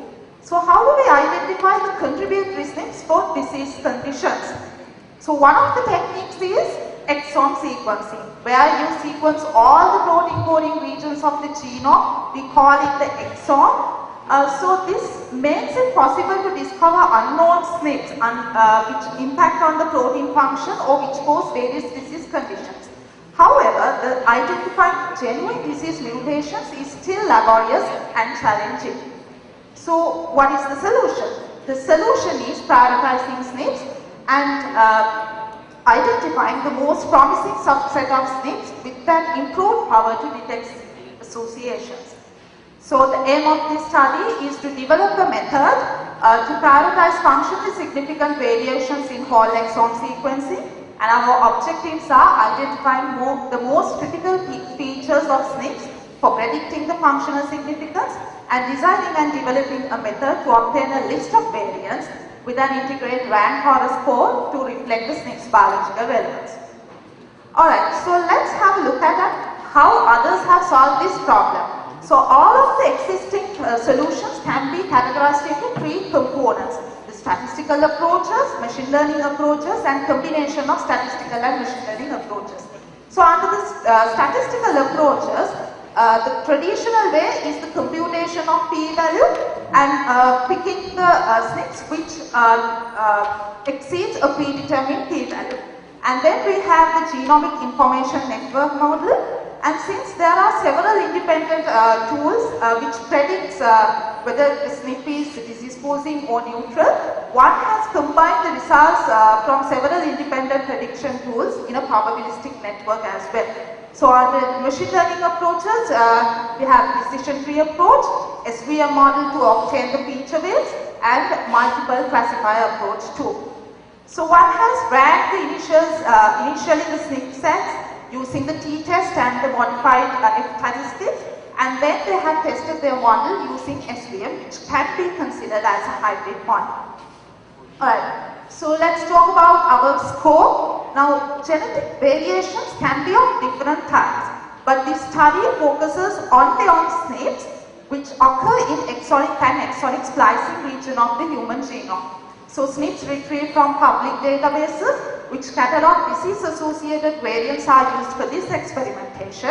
However, this data on SNPs associated with diseases will be largely from populations from different ethnic backgrounds. So the initial SNP data set is first annotated and then only used for this research study. So our intention is to come up with preliminary generalized approach to prioritize SNPs. So our results are not focused on specific disease conditions. Moving on to the methodology. So this figure gives you the overall picture of the proposed methodology, which consists of 6 main phases: variant data collection, annotation of variant data, feature selection, variant data pre-processing, variant prioritization, and finally the evaluation. So I'll be talking about them one by one. Let's start with the data collection. So the clinically significant SNP data set was downloaded from the public databases ClinVar, and ClinVar provides SNPs with different kind of clinical significances. So among them, we retrieved the pathogenic SNPs which are assumed to be causing disease conditions as our positive SNP data set, and we use the benign SNPs which are known as healthy SNPs as our negative SNP data set. Now the problem is these SNP data set contains only basic information of SNPs such as the position, the chromosome, reference allele, and the alternative allele. So in order to proceed with our experimentation, we had to, so these information were not sufficient for us to proceed with our experimentation. So what we did was, we annotated this SNP data set initially and then extracted the relevant features. So for that we used the ANOVA, a command line driven software for variant annotations. Alright, moving on to the feature selection. In the initial filtering of features step, what we did was we removed all the duplicated features. This was necessary because ANOVA maintains both a raw score and also a categorical prediction for all LJB23 variant annotation. So we removed the categorical prediction of all the LJB23 annotations, And also we removed the gene name and the amino acid change because we are not focused on specific disease conditions. So they are not relevant for our study. And then initially the feature selection was done based on the expert knowledge. So accordingly, we selected 5 features as significant. But later on, we applied 3 feature selection algorithms, namely forward selection, backward selection and genetic algorithm for the resultant data set of the initial filtering of features step. So basically this table depicts you the results that we got from that experimentation. As you all can see, all of these 3 feature selection algorithms have selected the same set of features, which include 8 features as significant. So since these set, including 8 features, includes the features which were selected from the based on the expert knowledge, we decided to use all of these features for our experimentation. So accordingly, we used the exonic variant function, 1000 genome allele frequency, phylox score, SID score, polyphen 2 score, LRT score, mutation test score, and GERD score. So the data pre-processing step consists of 3 main phases basically. In the handling missing data step, we remove the instances which contain unknown values for the selected features.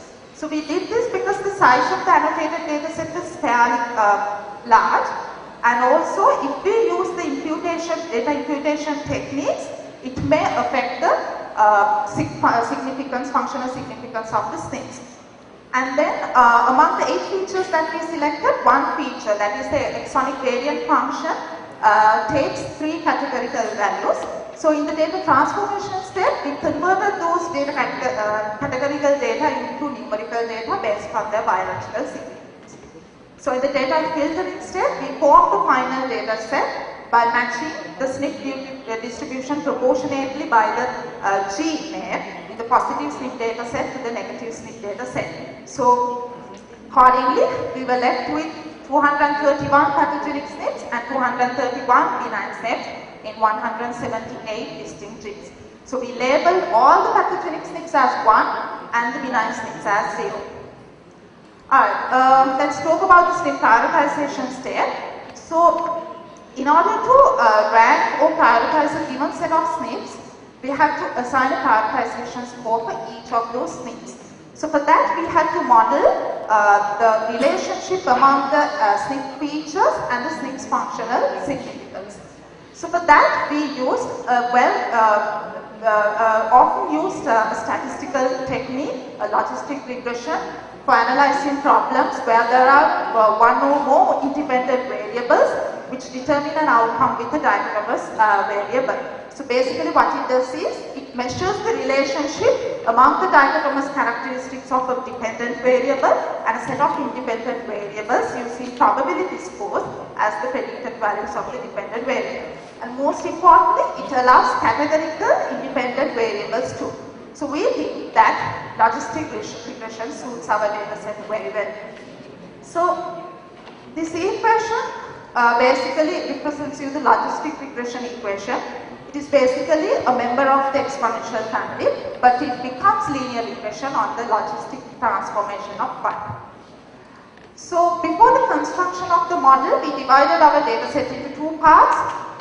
One part is 70% of the data set, including 324 distinct SNPs that was used to train the model, and the remaining 30% was used to test the model. So all of these data sets were selected randomly in order to draw unbiased conclusions from the results. So basically this table depicts you the summary of the fitted model. Here the estimate column gives you the regression coefficients which were calculated by the maximum likelihood approach. So using that regression coefficient, we can formulate our prioritization score like this. Alright, so let's move on to the evaluation. As I said earlier, we used 70-30 split sample method to evaluate our model. And this is the basic, the overview of the evaluation, which initially can be categorized into 3 components. And then the model validation is again can be discussed under 3 sections. So I'll be talking about them one by one. Let's start with the overall performance.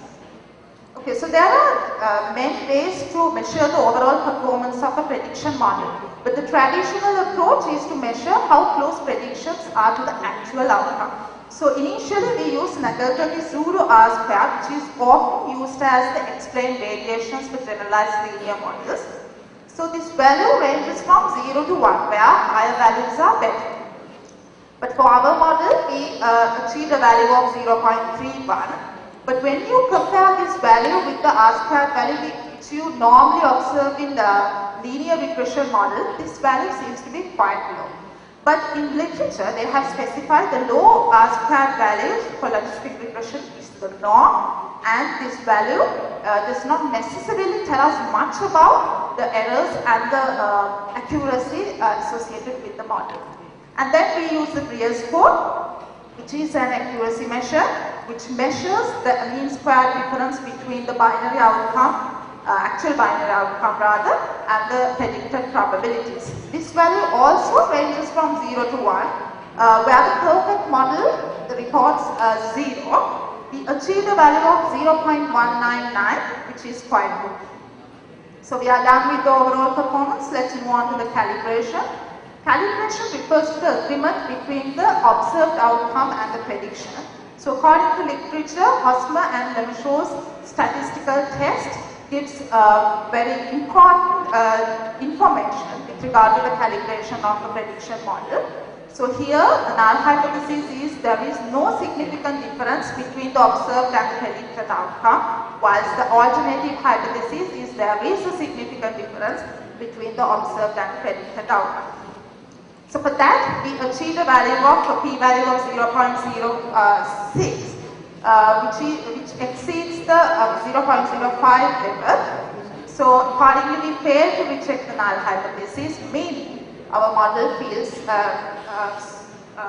the data set very well.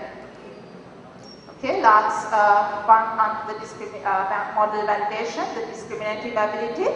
So discriminative ability refers to the ability of the model prediction to discriminate between those with and without the outcome. So often this is assessed using the concordance statistic. For model with the binary outcome, concordance statistic is ideal to the area under the curve of the C-operating characteristics curve, but can use sensitivity and specificity measures as well. So according to this table, you can see that the accuracy is 0.71, which is good, but high accuracy does not necessarily mean better performance, because accuracy does not take misclassified events into account. So we decided to use the sensitivity and specificity measures, which are more often used in the biomedical and medical applications. So as you can see, when we compare those two values, the specificity seems to be a little bit low compared to the sensitivity.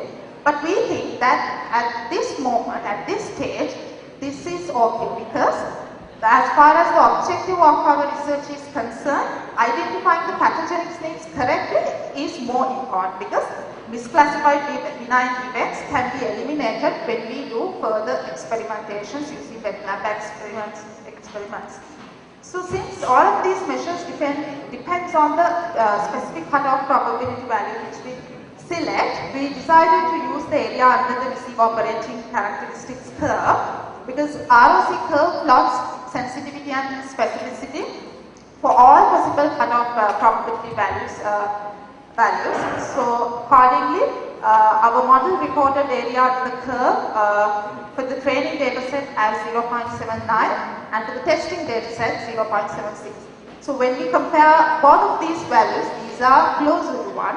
So we can say that we have a good discriminative ability, actually our model. And then another simple measure to assess the discriminative ability is the discrimination slope, which measures the absolute difference in the average predictions for those with and without the outcome. So normally this can be visualized using a box plot, or else by a histogram. So here I have given the box plot for our model. So there the solid dots indicates the means.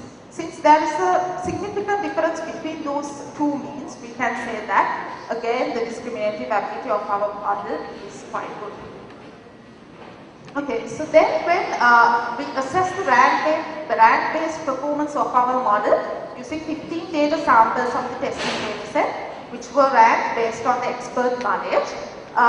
So this scatter plot gives you the relationship with the rankings assigned based on the expert knowledge and that from our proposed model.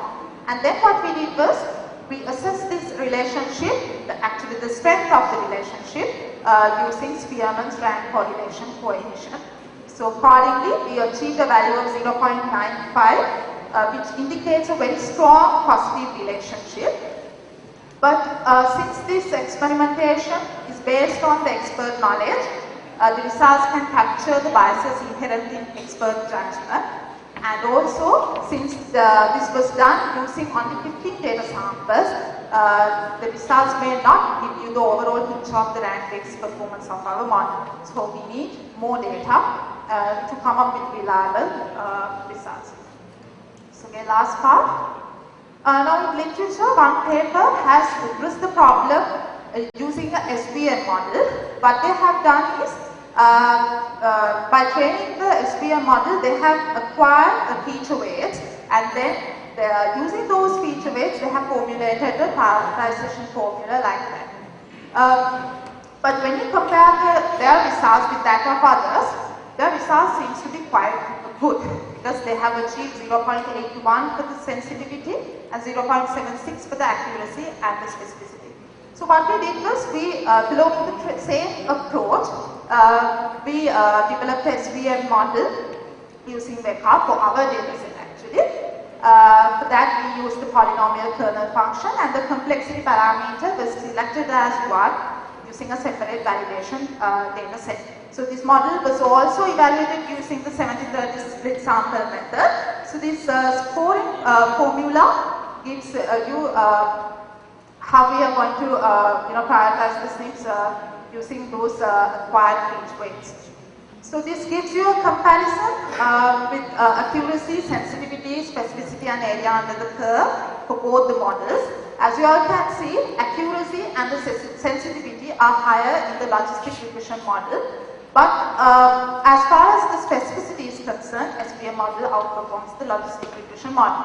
So as I said earlier, since all of these measures depend on a specific cutoff probability value, we decided to use area under the curve. Now when you compare area under the values for two values for the area under the curve, you can see that the logistic regression model outperforms the SVM model.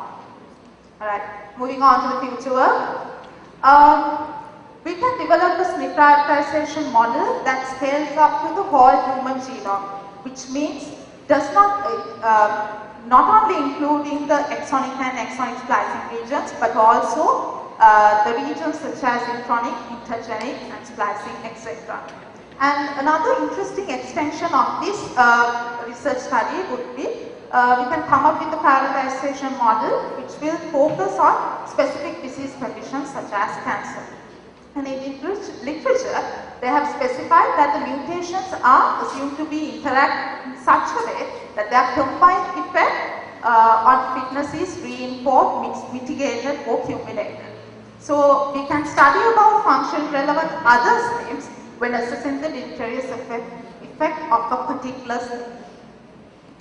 So to conclude, we can say that SNPs are broadly used for studying common and complex diseases. However, identifying contributory SNPs for disease conditions is very challenging. So in this study, we propose a SNP prioritization model which quantitatively assesses the deleterious functional effect of SNPs by combining information from diverse resources. So the proposed SNP prioritization model offers a very computationally simple and effective approach to successfully prioritize functionally significant variations in whole exome sequencing. And it also facilitates the reliable identification of functionally significant SNPs, which are more likely to be associated with disease conditions or functional impairments. and so that it enables the researchers to reduce their experimental and analysis overhead and to carry out their follow-up functional studies very easily. So finally, this knowledge of prioritized SNPs can be used for the development of novel approaches for medical treatment, diagnostics and preventive strategies. Thank you.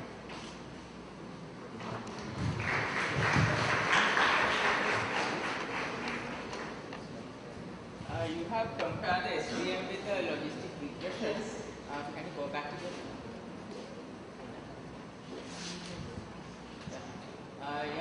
What about the variance of these two? Like when you have just compare accuracies, we cannot say anything about the significance. So like you have to consider the variance of these two methods also and compare the significance, whether there's a significant difference between logistic regression over SVM.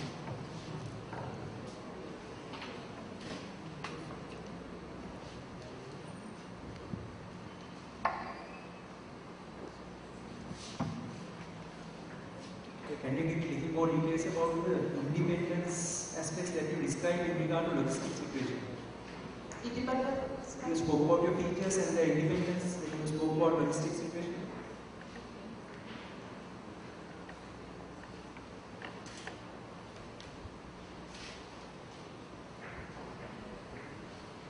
Yeah, I think there.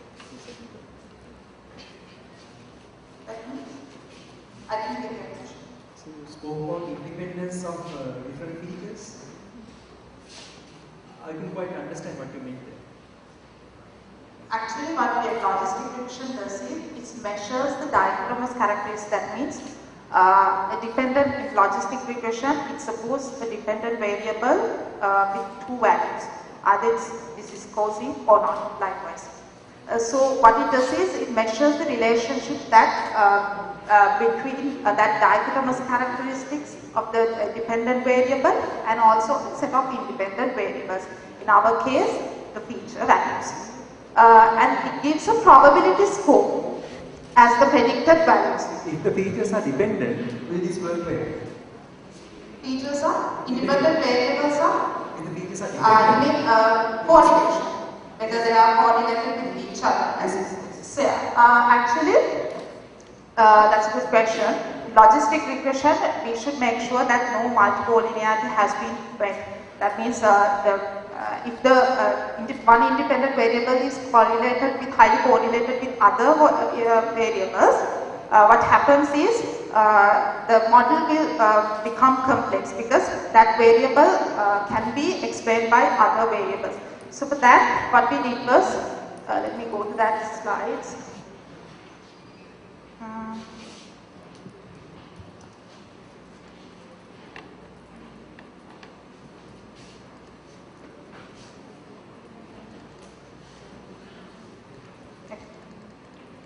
Okay, so to make sure that there is no more multicollinearity in this case, we used a variance influence factor. So the variance influence factor is a measure to assess the multicollinearity with regard to a variable. A variance influence factor, a value for variance influence factor which is greater than implies that there is a risk of multicollinearity. So since none of our variables are closer to 10, we can say that in this case there is no multicollinearity issue.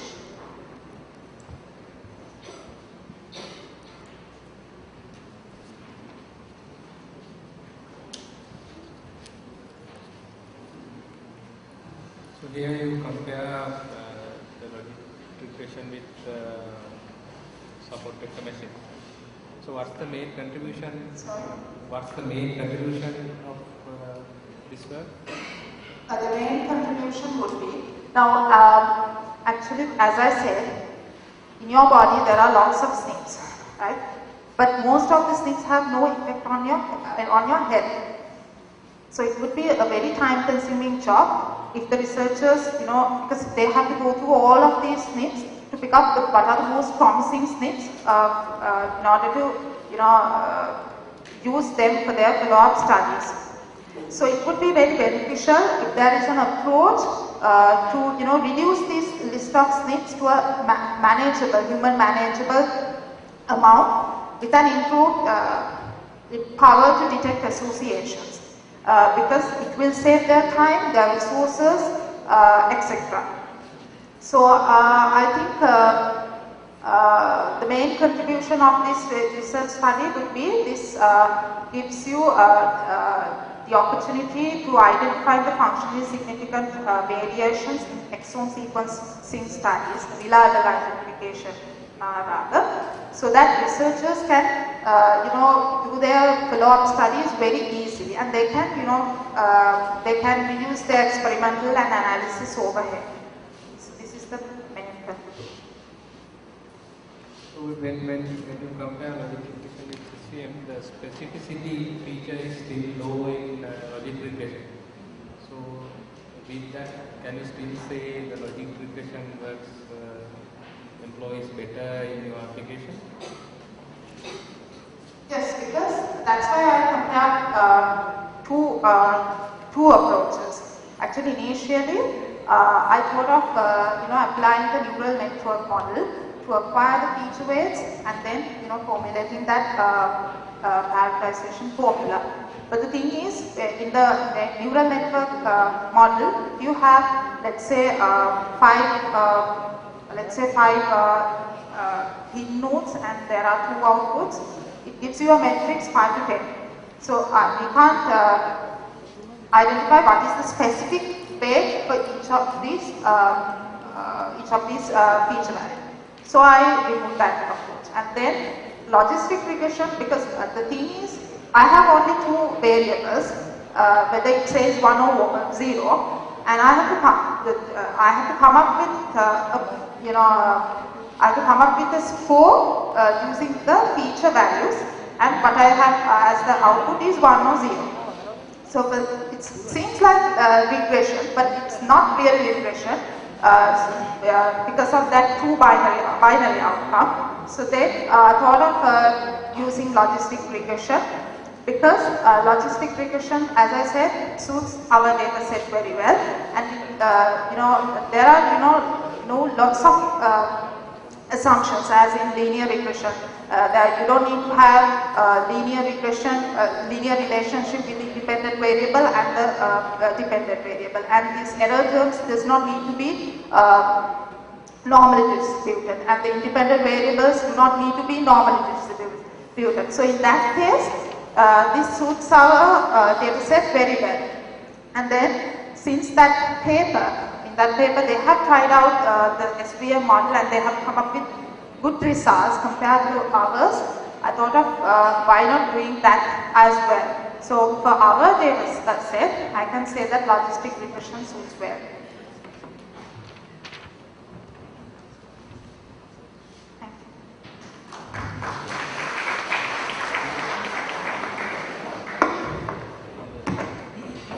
Thank you. That was Ms. Ishani Lianage on computational approach to prioritize functionally significant variations in whole exome sequencing. Mr. Y.S. Horavalavidana is kindly invited to come on stage to present his research on cloud-based publish-subscribe model for top K matching over continuous data stream.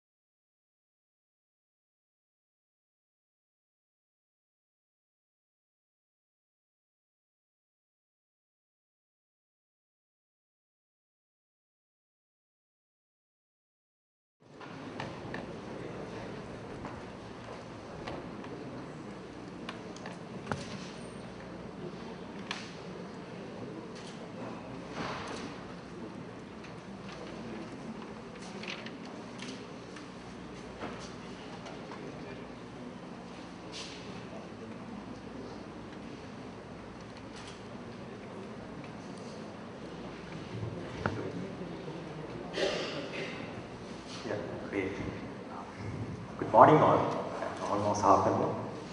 In our study, we presented cloud-based publish subscribe model for Tokay machine over continuous data stream. So the keyword for this project is middleware and the complexity theory. And in the outline, I will give you a brief introduction and the motivation that the research problem is arise, and the target we are going to cover, and present the design and architecture and made a clear distinction of our work with the related work. And the major important contribution of our is to propose dynamic diversification model and the incremental Tokay indexing methods.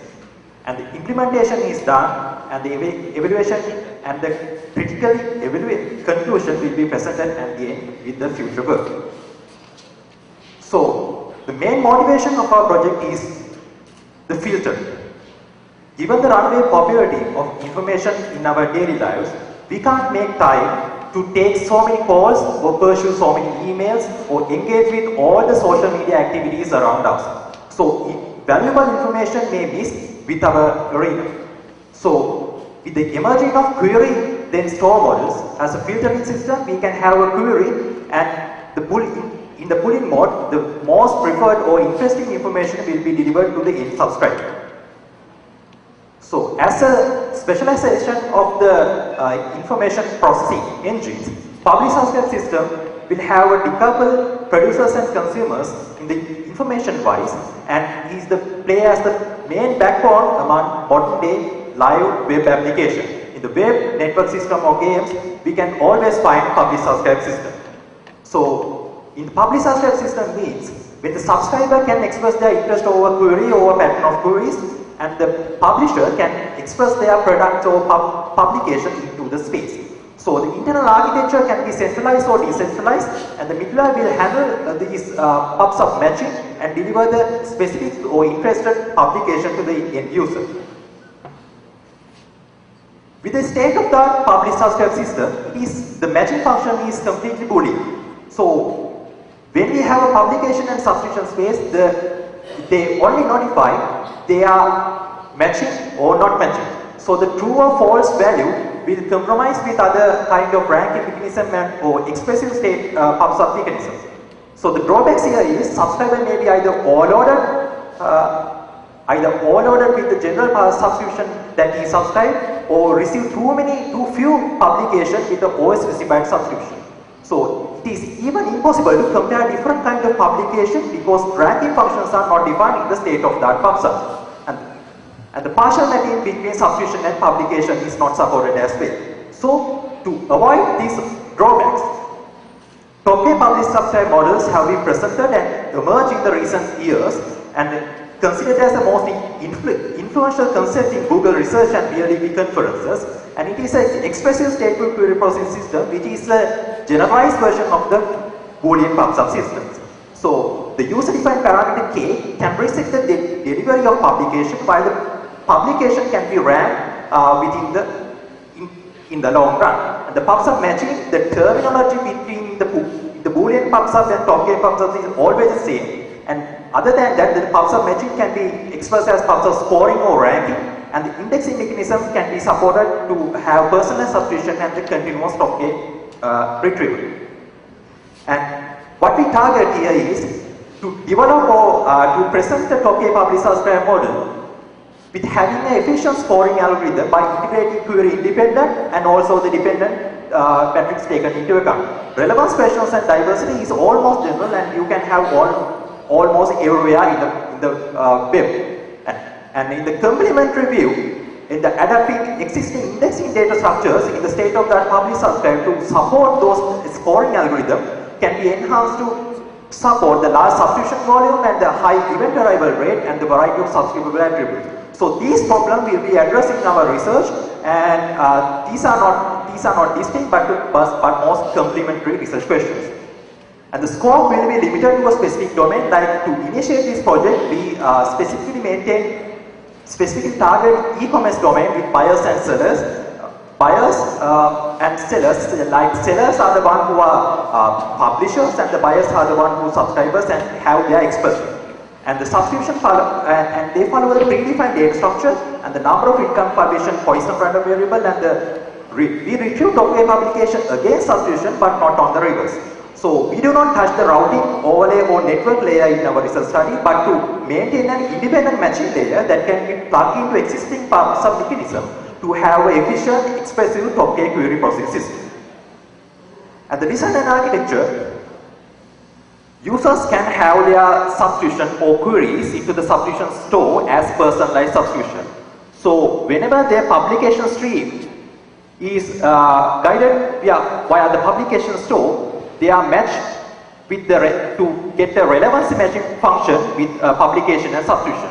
So before that, substitution are indexed based on particular indexing mechanism, and they are matched, and the publication who have relevancy with like the matching publication will be transferred to the next stage with the filtering. And the matching publication store, we can directly deliver the top K, like the threshold based top publication directly to the user right at this point. But the expense is, we do only consider the relevancy. But in our research problem, we address that we have to consider other factors as well, like diversity. Diversity is the most promising factor and which guide our project into more success in the evaluation.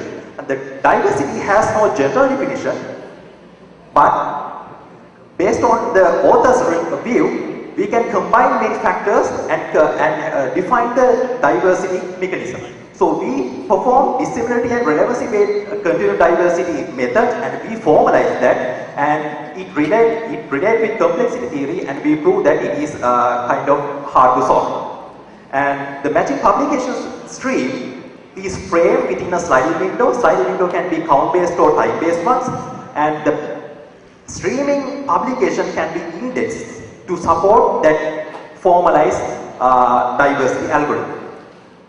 And after we can compute top-K publication, the events will be delivered to its subscriber, and we maintain a top-K persistent notification store. And in a given delivery method, we can deliver the top-K publication as notification to the user. So based on this design and architecture, let's see how this is distinct with other methods. So here the most recent snapshot of the literature. The first top-K public subscribe models have been first introduced by Prevsiana, called in ACM Devs 2009, and they allow preferential substitution, and what we allow is personalized substitution space rather than individual substitution. And in recent publications like top-K PubSub in Google in last year, they allow only normal publication but not personalized substitution spaces. And the timing policy is sliding window. It is common general to data processing streams, platforms, and the diversity factor is considered in our model and the Prevsiana as well, but based on different variation of diversity. And the scoring matrix is we formalize our problem as max-dual diversity, and the indexing method, substitution indexing method is powered by inverted list based methods, and the incremental publication indexing is supported by the max-dual algorithm is based on hashing based. So the architecture is cloud-based. It is kind of service, top-K publish subscribe as a service. That is our main goal to support for the end user. And what we do, in a summary, what we do is, we have a matching publication stream going forward, and we frame that by a count-based window, and each particular window, based on our algorithm, based on our max-dual diversity, we can have a top-2 publication at a given instance.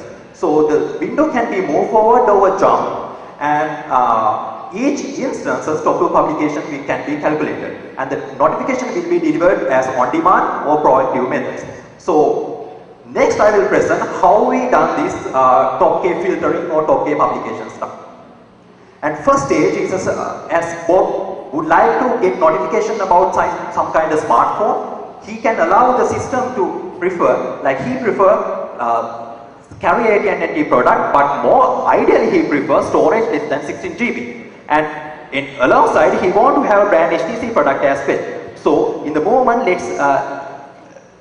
Bob would want to have like explicitly give the human preferences as scores, as ratios between substitution tuples, and based on the substitution tuples, we can relate these tuples in our system, like brand HTC, carry AT&T more popular or more preferred to Bob than brand HTC. So kind of that we can have a local graph kind of stuff in a particular substitution in the Bober subtype into, and we have so many substitution and so many local graph inside our system.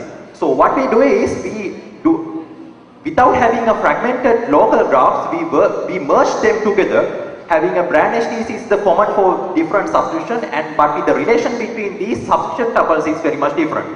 So when we have a personalized substitution graph like this, any publication or the sellers can push their e-commerce product into the system, and they can get matched like carrier Verizon and storage and brand HTC, and they are partially matched. So we want to have a relevancy score, and we take the average. We take the average satisfied relations as well as the average number of graph nodes that is satisfied. So the drawback here is we do not want to traverse the whole substitution space to locate satisfying substitution tuples. So we index our personalized substitution space like a graph in an inverted base method. So many works have been carried out in PubSub community to index substitution.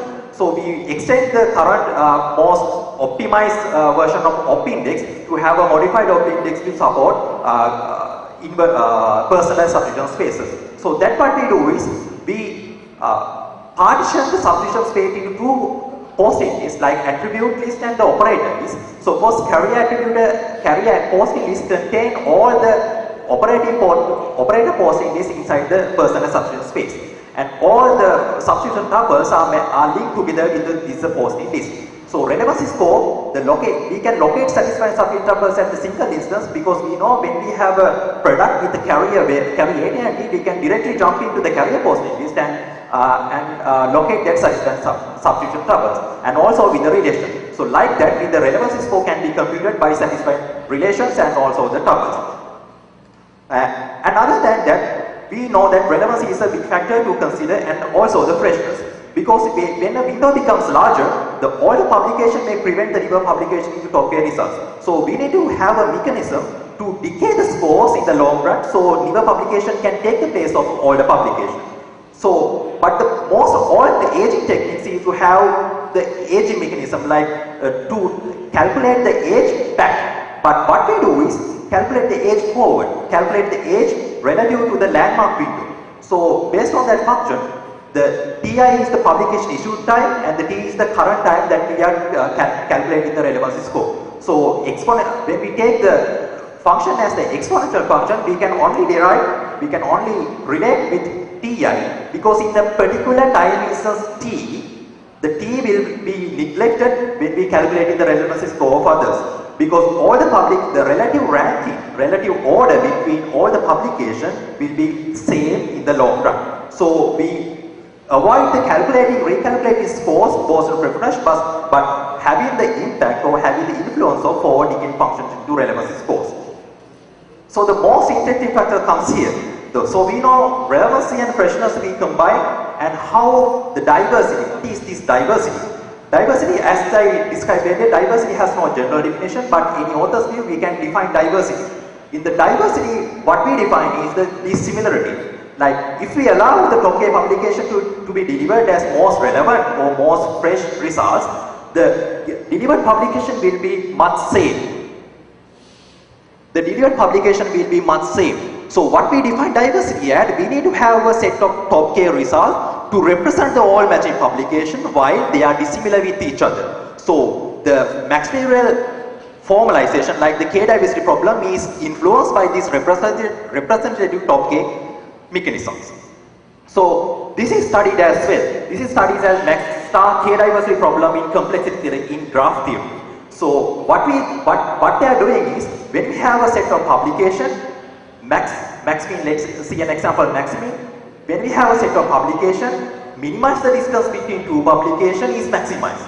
And the max-sum means the sum of distance between two publications is maximized. Kind of stuff, they only consider the selected, that what we want to select the top tier publication, they will consider, but they do not consider the non-selected publication.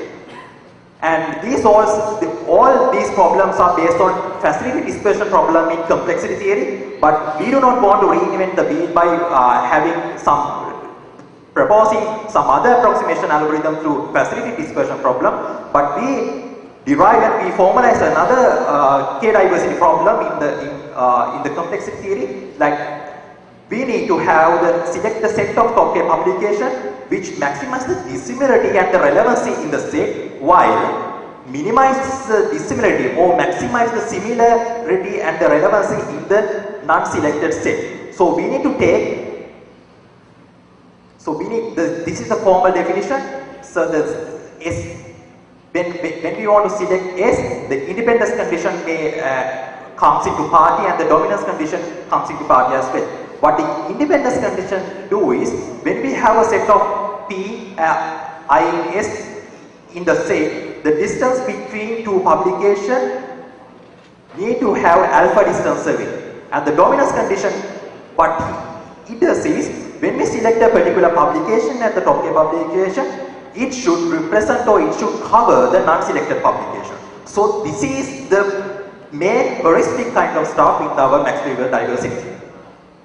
And we also proved that this Maxwell diversity problem is can be mapped into minimum independent dominating set problem in the graph theory. So what we're doing is, when we have a publication space like this, we define a neighborhood function. We define a neighborhood function. Let's when Pi has a publication Pj alpha distance within in the minimum alpha distance, they can be linked. So in here, P2 and P5, P2 and P5. The P5 the range of P2 alpha distance, so they can be linked. So like that, we can have a graph model based on the publications we derived earlier. And the independent dominating set means we can, the red colored ones are the independent dominating sets like the publication. These are independent with each other because they do not have a link together. And they are dominating the graph because they can represent the all non-selected publication by a link. So this is independent dominating set problem. And we can have so many independent dominating sets in our graph like that, but like here, the selected set, the red color set is dominating, but they are not independent because the dominating set is linked with the one link. So we mapped Maxwell diversity problem and we proved that Maxwell diversity problem, k-diversity problem is also NP hard. And the Nile-Grady method we propose in the first run is kind of stuff. So when we have a graph model, all the nodes will remain white until we can calculate the heuristic and find the specific top publication that can represent at the first graph model. So after that we can set up the first one. We gray the color of all the neighbors or all the publication that it can cover, and we continue this process until there are no white colored publications. So this may depict the dominance and independence condition because all the black colored ones are dominance in the graph and all the black colored ones are independent in the graph. So any gray color publication into the graph will violate the condition. So that's why the streaming publication it is very much even complex than the static version. So we have a stream of publication, we want to handle streaming publication, and then we want to solve Maxwell in the streaming publication. So in a particular instance, let's see, when in the next sliding window, the non-overlapping publication P6 comes into the graph model. And when we calculate our Nile-Grady and retrieve the top two publication again, we have so much very different kind of two publication like V2 and V1. V2 was not the top publication previously, but due to the adding of new publication, will make V2 as the publication, as the top publication. This may affect as dropping a publication as well. So adding and dropping will make the Maxwell k-diversity problem even more complex. So we define some other requirements to satisfy like durability order. This is the requirements in stream processing, and the durability considers we do not want to neglect the publication in the ith window in I+1 window, and the order will have the chronological order. So we formalize the Maxwell continuous k-diversity problem based on the sliding window, And in the ith window, we select the SI maximum K diversity set of publication, and in the I plus window, we need to calculate the next top publication. So they should not violate independence dominance condition, as also they should satisfy durability and order conditions as well. And the straightforward solution is to apply our null-greedy method at each window instance. So problem solved, everything is okay. But what happened? When we apply our null-greedy method at each particular window instance, the neighborhood will be calculated redundantly. So we need to avoid this curse of recalculating neighborhood. So that's why we propose an incremental indexing mechanism to solve this maximally continuous K diversity problem. And this incremental indexing method based on simple concepts like logarithmic sensitive hashing. You all know hashing. The strong hash function will hash two separate objects into two separate hash values. But logarithmic sensitive hashing does is get a weak hash function and give me a two object and hash into the same value. So that is the power of weak hash function in the logarithmic sensitive hashing. So if 2 points are close together, they remain close together after projection in every direction. So based on this logarithmic sensitive hashing, for any given, this is the kind of theory part in LSH. So you can just derive here that any two publication or any 2 points is D1 is minimum, maximum D1 distance away. So they should have a probability of P1 to getting into the same hash value. So other than that, when they exceed the D2 command, they have like P2 probability to map into the same bucket. So ideally what we need is to P1, P2 be large and D1, D2 be small. We need to close this gap as much as possible. So because we do not tell anything about this gap.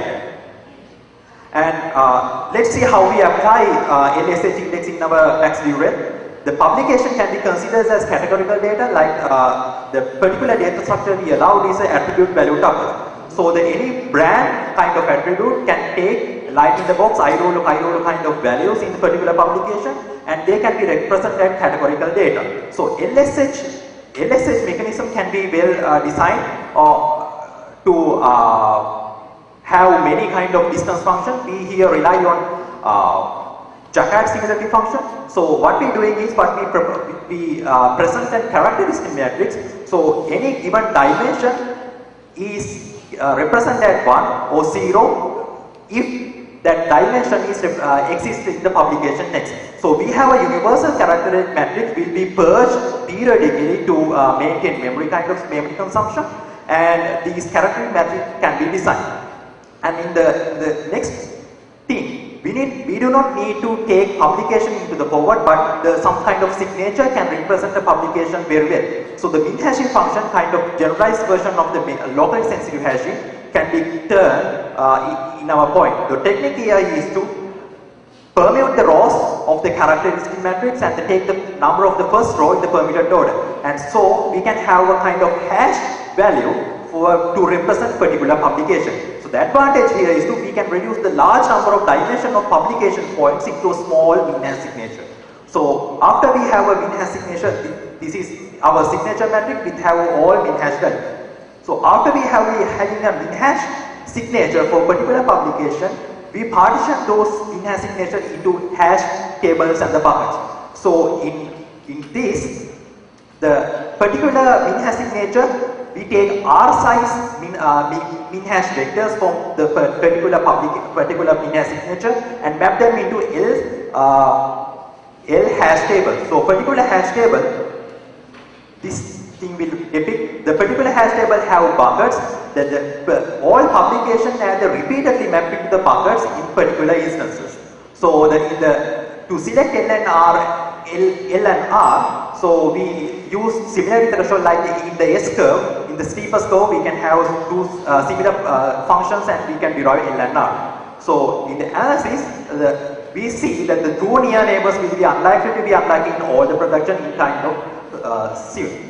In the batch-wise log publication, we do we take the batch of window publication and we apply DNS like batch-wise log computation, and each bucket can have so many publications like the matching publication, and we take the most relevant publication from each bucket, and each bucket votes that publication to be a top K candidate. So what after we going to do that, we can take the majority of votes publication as top K winners, and because we take each publication from different brackets, they are independent, and each publication can represent its own bucket neighborhood, so they are dominant. So it solves the max-level K diversity problem. And the incremental version, when the new publication A arrives, we calculate the ith characteristic and update the characteristic matrix, and generate ith min-hash signature and the signature matrix, and map ith signature into hash tables, and update min-hash particular signature and vote, and the top K candidate will be arrived. So we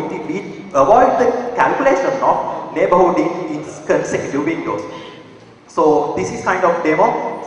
When new PF comes, vote 4 and 3, only buckets, if will map into B13, B23, B32 and B43, only those buckets will need to vote to have the, to get the top K publication. In the implementation, it is based on cloud-based publisher. Kinesis acts as a stream processing platform and ingest and process data like the Stream and Apache Storm and Spark in the family. And the Elastic Cloud system have the workers, and the Amazon Elastic Cache has the subsystem space, and the notification service hand-in-hand by SNS and SQS.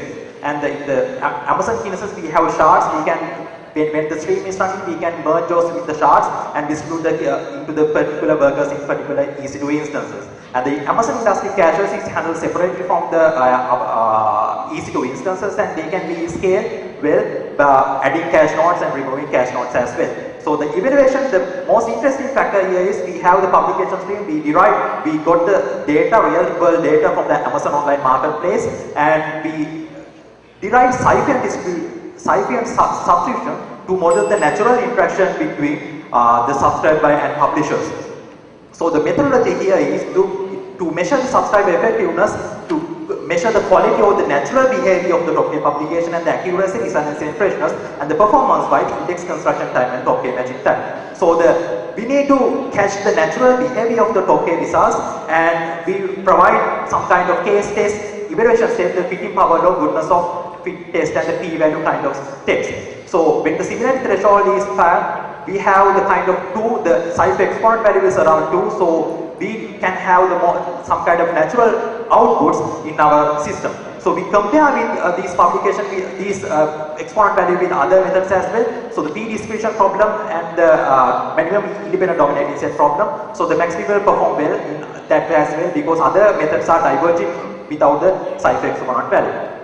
And finally, the indexing mechanism, the performance stuff, and the ILSH like incremental perform very well, very significantly than my method. And in the conclusion, the results produced by MaxWeaver have performed strong natural behavior than other than that. And the relevancy is an important factor to apply, and the diversity. And the locally sensitive hashing will provide 70% accuracy on the optimal results, and further defined by the incremental version, and the parameter K can be used to define the window size and other than that.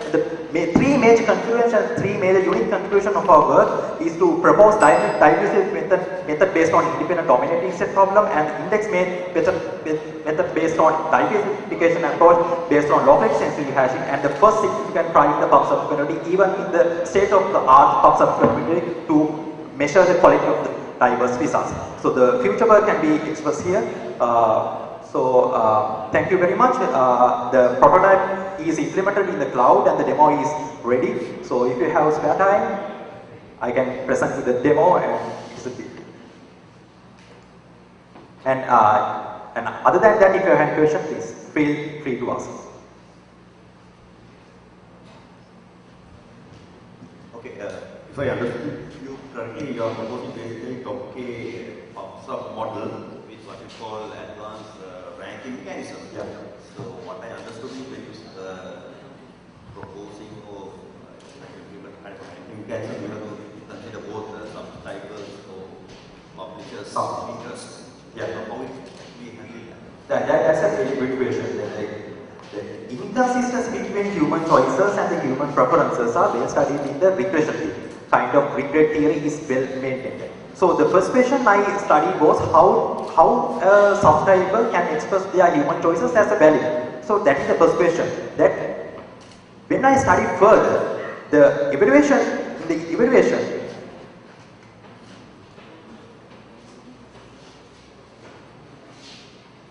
In the first, we take these preference values as drawn from a normalized distribution.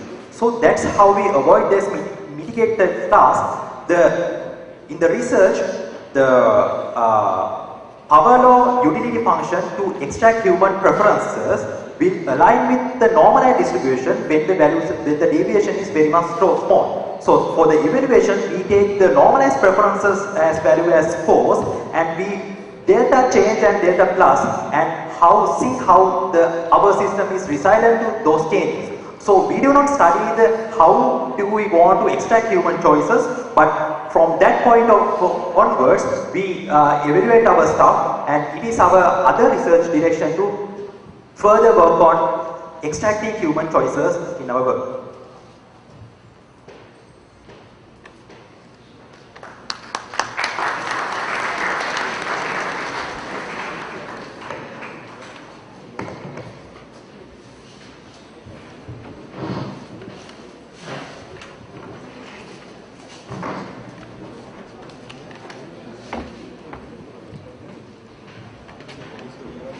Ladies and gentlemen, that was YS Porvalvitana with the cloud-based publish subscribe model top-tier matching over continuous data streaming. Ladies and gentlemen, I'd like to inform you that posters of selected research of last year's undergraduates can now be viewed on either side of the University of the University of Colombo. I'd like to take this opportunity to invite the judges, especially invitees and members of the academic staff as well as alumni of the University of Colombo School of Computing, who will now be ushered to the fourth floor of the University of Colombo School of Computing for lunch. I'd like to request the undergraduates to remain seated in the New Arts Theatre until further notice. Thank you very much.